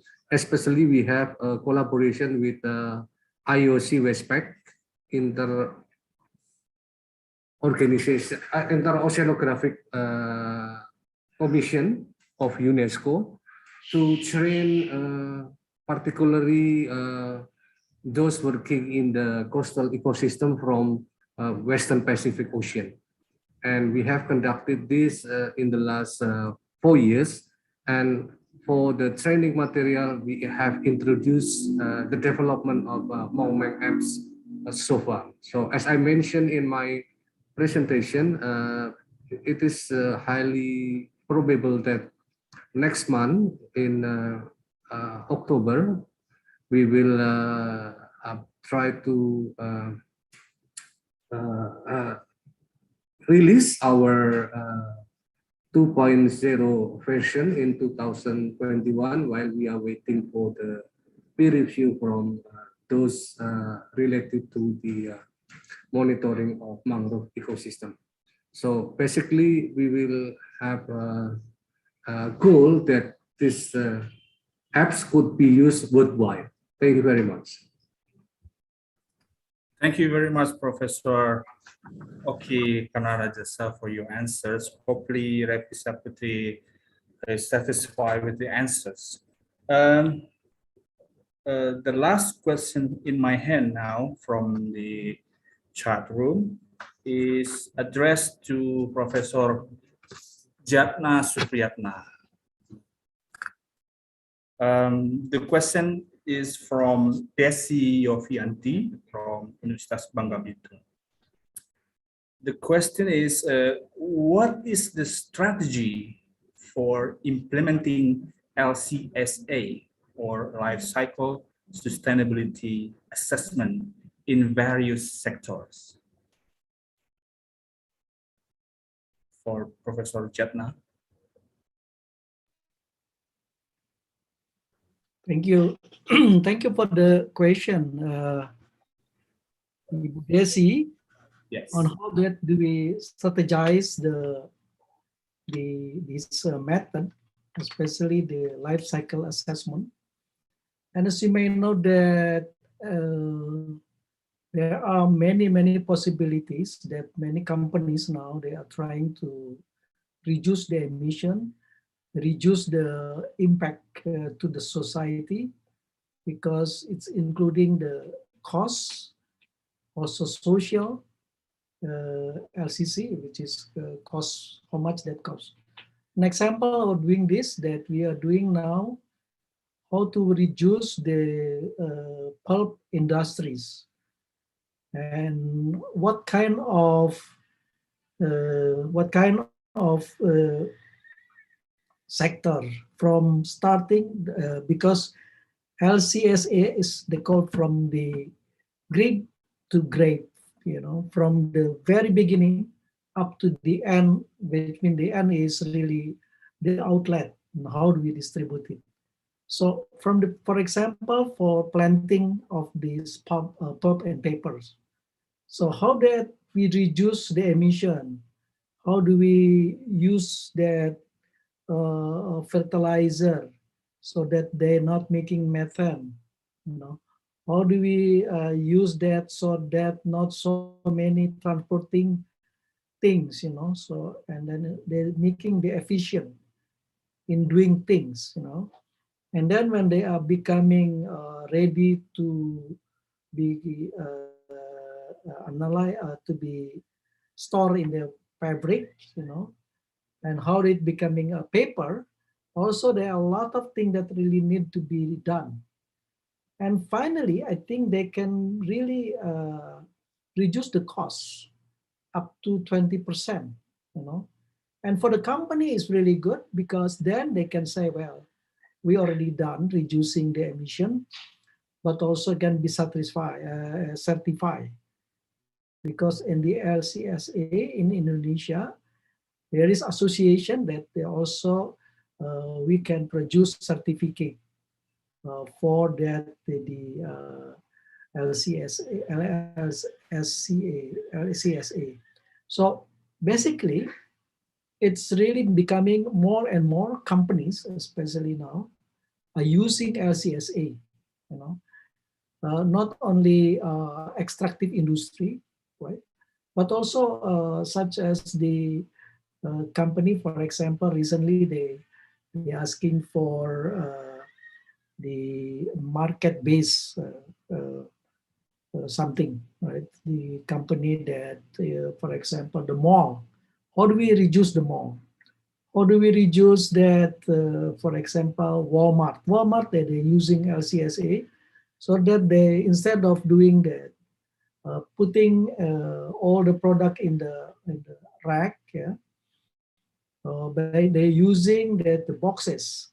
So it reduce the costs, reduce the emission too. So I think that's kind of, the strategies. I think not only benefited for the companies, but also for the academician, because the only things beside consultant or researcher, academician can be, expert. The problem is that the standard, LCSA standard right now is in Europe. For example, okay, how much that if you are doing transporting from one to the other, how many per kilometers, how much that reduced it. The standard is in Europe. We don't have that Indonesian standard, which means that because we don't have the standard, so that we refers to the European standard, and it's not fit with the Indonesian. And that's why I think has to be, sustainability science has to be developed in Indonesia, because it's a tropical, because of different in island base, and without that, I think the European is a different, but we still don't have that standard. And that's why I think, especially when you are dealing with the peatland, totally we don't have any comparison, because there is no tropical peatland in the world. Brazil is not tropical peatland. So it's only Malaysia and Indonesia has tropical peatland. I think that's my answer. Thank you. All right, thank you very much, Professor Jatna Sudyatna. I think it's clear answer. its clear answer. And so far, there's no more question from the audience. And I think we can stop this session because there's no more question. But again, I remind all the audience, if you have still any questions regarding this issue, just send to the email to the presenters. I think that's all for our plenary session. Thank you very much for all the keynote speakers this morning, to Professor Taufik, Professor Misri Gozan, Professor Oki Muraza, Professor Oki Kanarajasa, and also Professor Jatna Supriyatna. Here I'll give you the certificate of as a presenter this morning. You can also see on the screen the certificate. This is for Professor Taufik. Thank you very much, Professor Taufik. And then this, certificate for Professor Oki Kanarajasa. Thank you very much for your participation in this ICoGEE. And then next for Professor Jatna Supriyatna, this is certificate for you. Thank you very much. And then to Professor Misri Gozan, thank you again for you. And we'll see on the parallel class, And then for Associate Professor Dr. Oki Muraza, this is certificate for you. Thank you very much for Dr. Oki. Thank you, Pak Priyoko. This is the last? All right, okay. Thank you very much once again for your participation, and hopefully we'll meet again next week or next time. And then the last, before we go to having lunch of your own, we can have a photo, together. Okay. It will be directed with MC, All right, okay. Thank you very much once again to all keynote speakers and also the audience. I will leave for you for this moment. Thank you very much, and I'm sorry if I'm made a mistakes. As long as I'm as a moderator of this session. Thank you very much. Assalamualaikum. Thank you, Pak Priyoko. Thank you so much. Waalaikumsalam. Thank you, Pak Priyoko. Thank you, Priyoko, and all of the presentation. Ayata, apa kabar? Pak Oki, baik aja. Lama sekali. Salam sehat, salam Sehat. Pak Gozan, Pak Oki. Pak Oki Muraza, Pak Oki. Hormati Pak Oki. Ya, Pak Oki Wirajasa juga. Prof. Terakhir Misri. ketemu masih di mana Ristek ya, Pak. Apa kabar Pak Taufik? Jam berapa di sana? Salam kenal ya nih. Pak Taufik. Thank you, Mr. Prayitno Adi, for guiding this conference into the So, ladies and gentlemen, we would like to continue our session. We take a photo session together. So there are 6 slides in the Zoom meeting. Therefore, I would like to guide you into 6 times of photo session. So this is the first slide.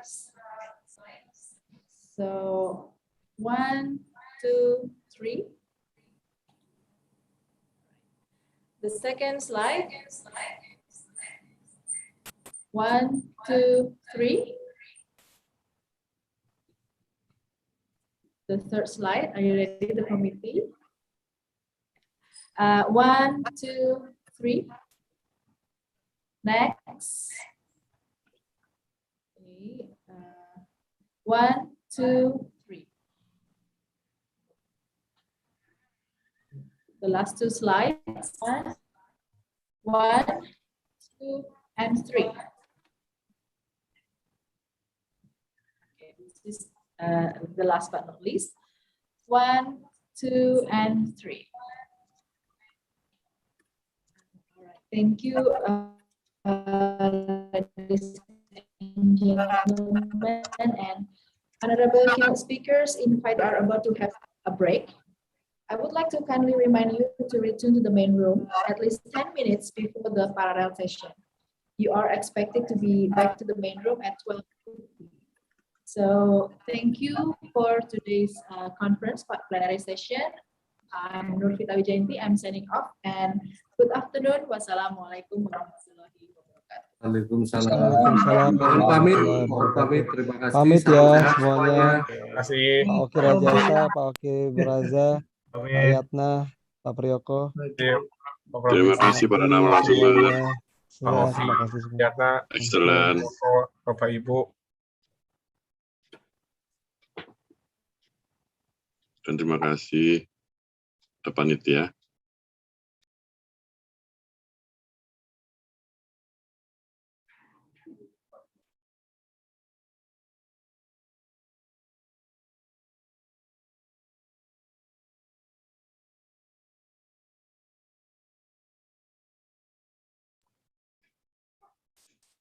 Boleh live? Boleh live? Boleh Pak, silakan Pak. Nanti Masih. akan kita buka jam 1 tepat atau jam 12.45 ya. Ya, terima kasih.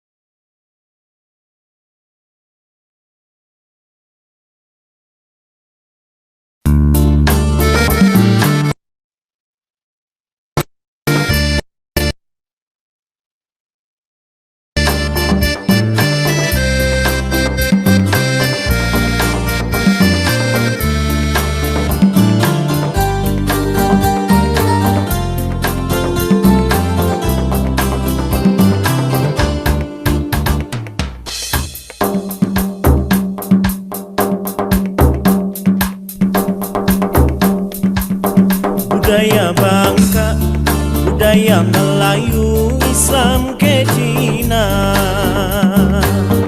bersatu padu dalam ikatan pun Melayu.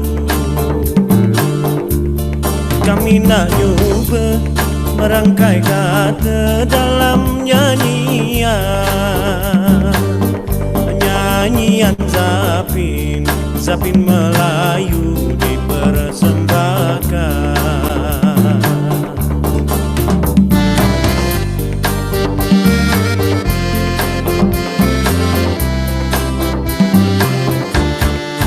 Bangka Belitung pulaunya indah mempesona, objek wisata ada di mana-mana, hasil buminya melimpah ruah, hasil lautnya tiada terkira.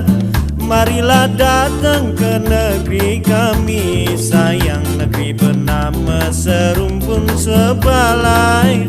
Silakan datang ke negeri kami, sayang negerilah kami serumpun sebalai.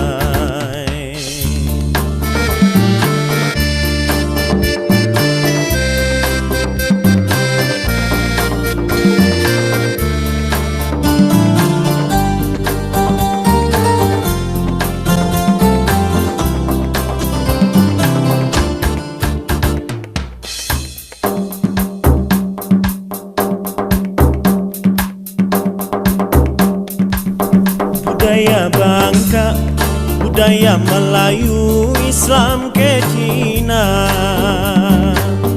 bersatu padu dalam ikatan pun Melayu. Kami nak cuba merangkai kata dalam nyanyian,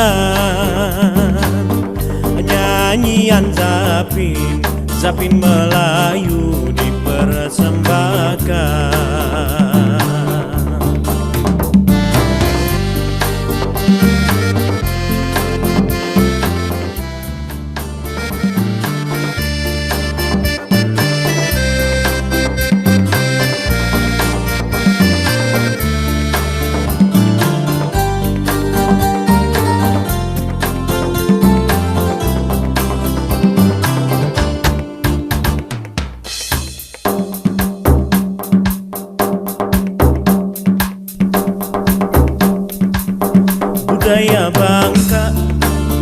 budaya Melayu, Islam ke Cina, bersatu padu dalam ikatan pun Melayu. Kami nak cuba merangkai kata dalam nyanyian, nyanyian Zapin, Zapin Melayu dipersembahkan.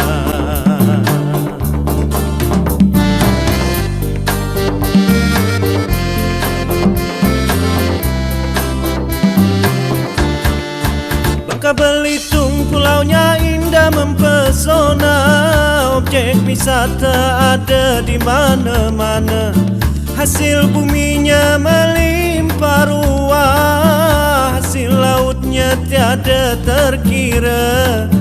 Marilah datang ke negeri kami, sayang negeri bernama serumpun sebalai.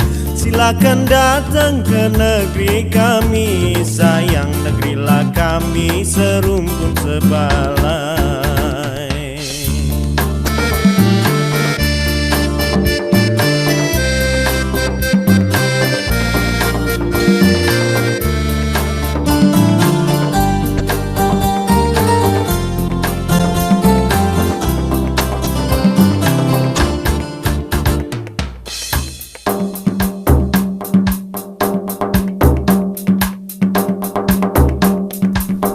Budaya Bangka, budaya Melayu, Islam ke Cina,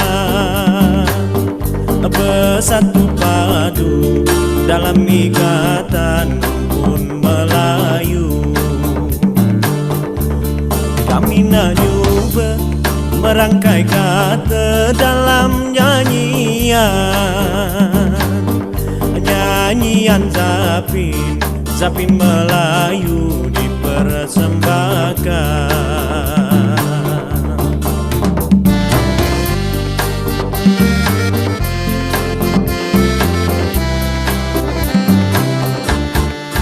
Bangka Belitung pulaunya indah mempesona, objek wisata ada di mana-mana, hasil buminya melimpah ruah, hasil lautnya tiada terkira. Marilah datang ke negeri kami, sayang negeri bernama serumpun sebalai.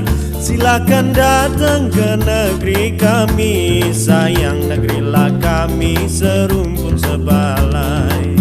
Silakan datang ke negeri kami, sayang negerilah kami serumpun sebalai.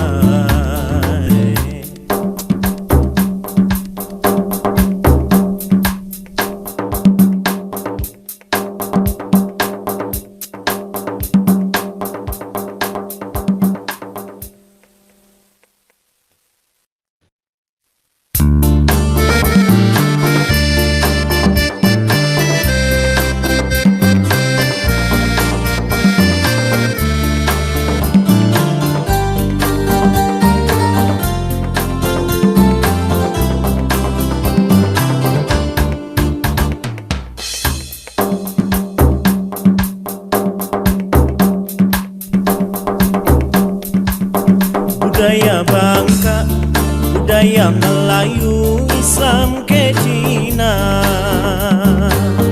bersatu padu dalam ikatan pun Melayu.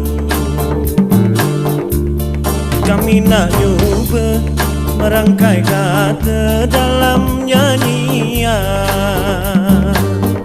nyanyian Zapin, Zapin Melayu dipersembahkan.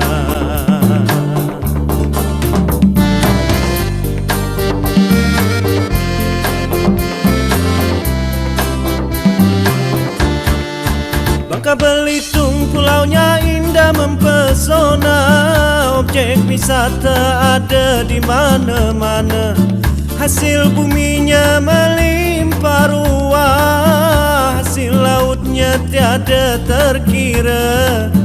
Marilah datang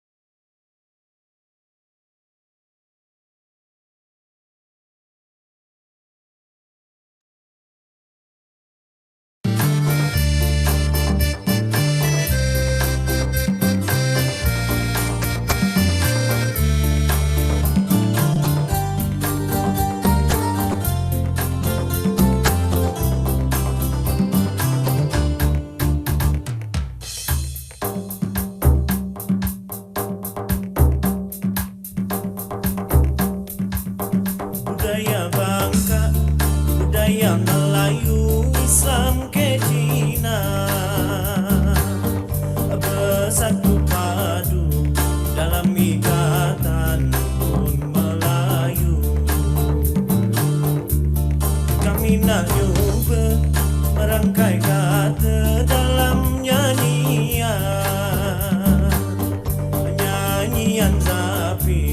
Zapin Melayu dipersembahkan.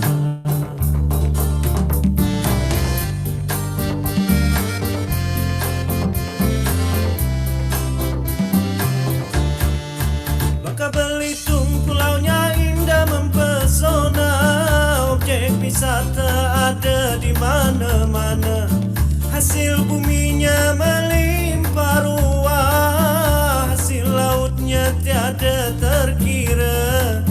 Marilah datang ke negeri kami, sayang negeri bernama serumpun sebalai.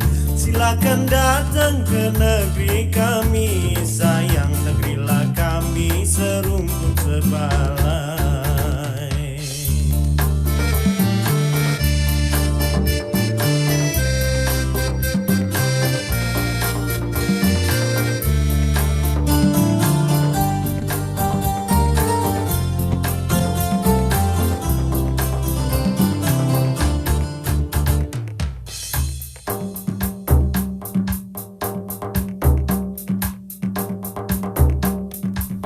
Budaya Bangka, budaya Melayu, Islam ke Cina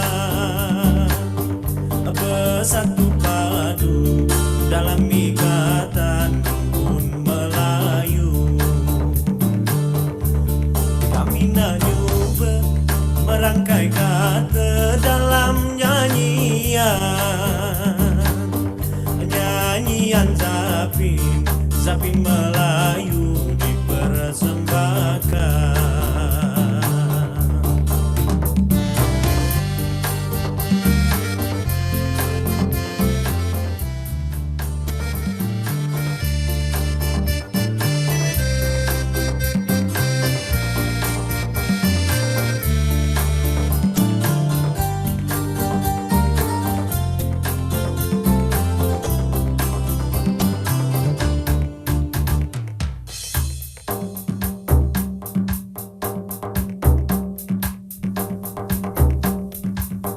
Budaya Bangka, budaya Melayu, Islam ke Cina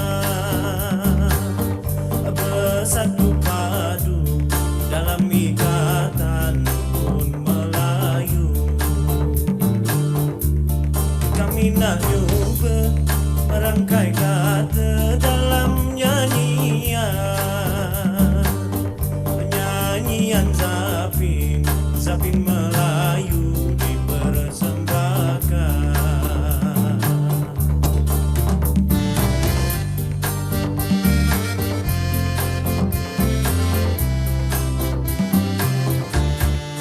Bangka Belitung pulaunya indah mempesona, objek wisata ada di mana-mana, hasil buminya melimpah ruah, hasil lautnya tiada terkira.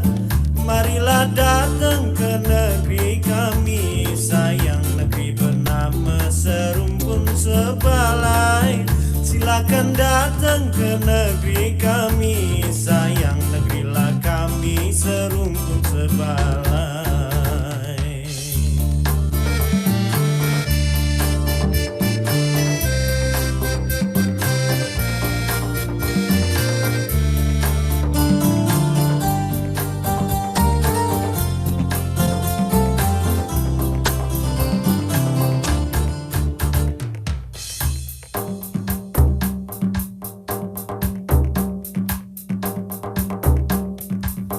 Budaya Bangka, budaya Melayu, Islam ke Cina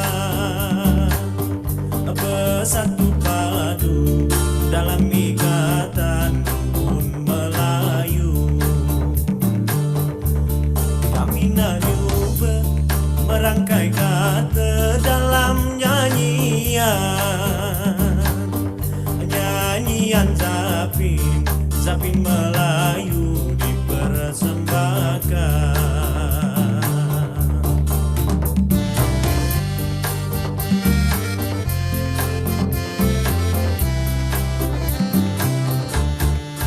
Bangka Belitung pulaunya indah mempesona, objek wisata ada di mana-mana. Hasil buminya melimpah ruah, hasil lautnya tiada terkira. Marilah datang ke negeri kami, sayang negeri bernama serumpun sebalai. Silakan datang ke negeri kami, sayang negerilah kami serumpun sebalai. Silakan datang ke negeri kami, sayang negerilah kami serumpun sebalai.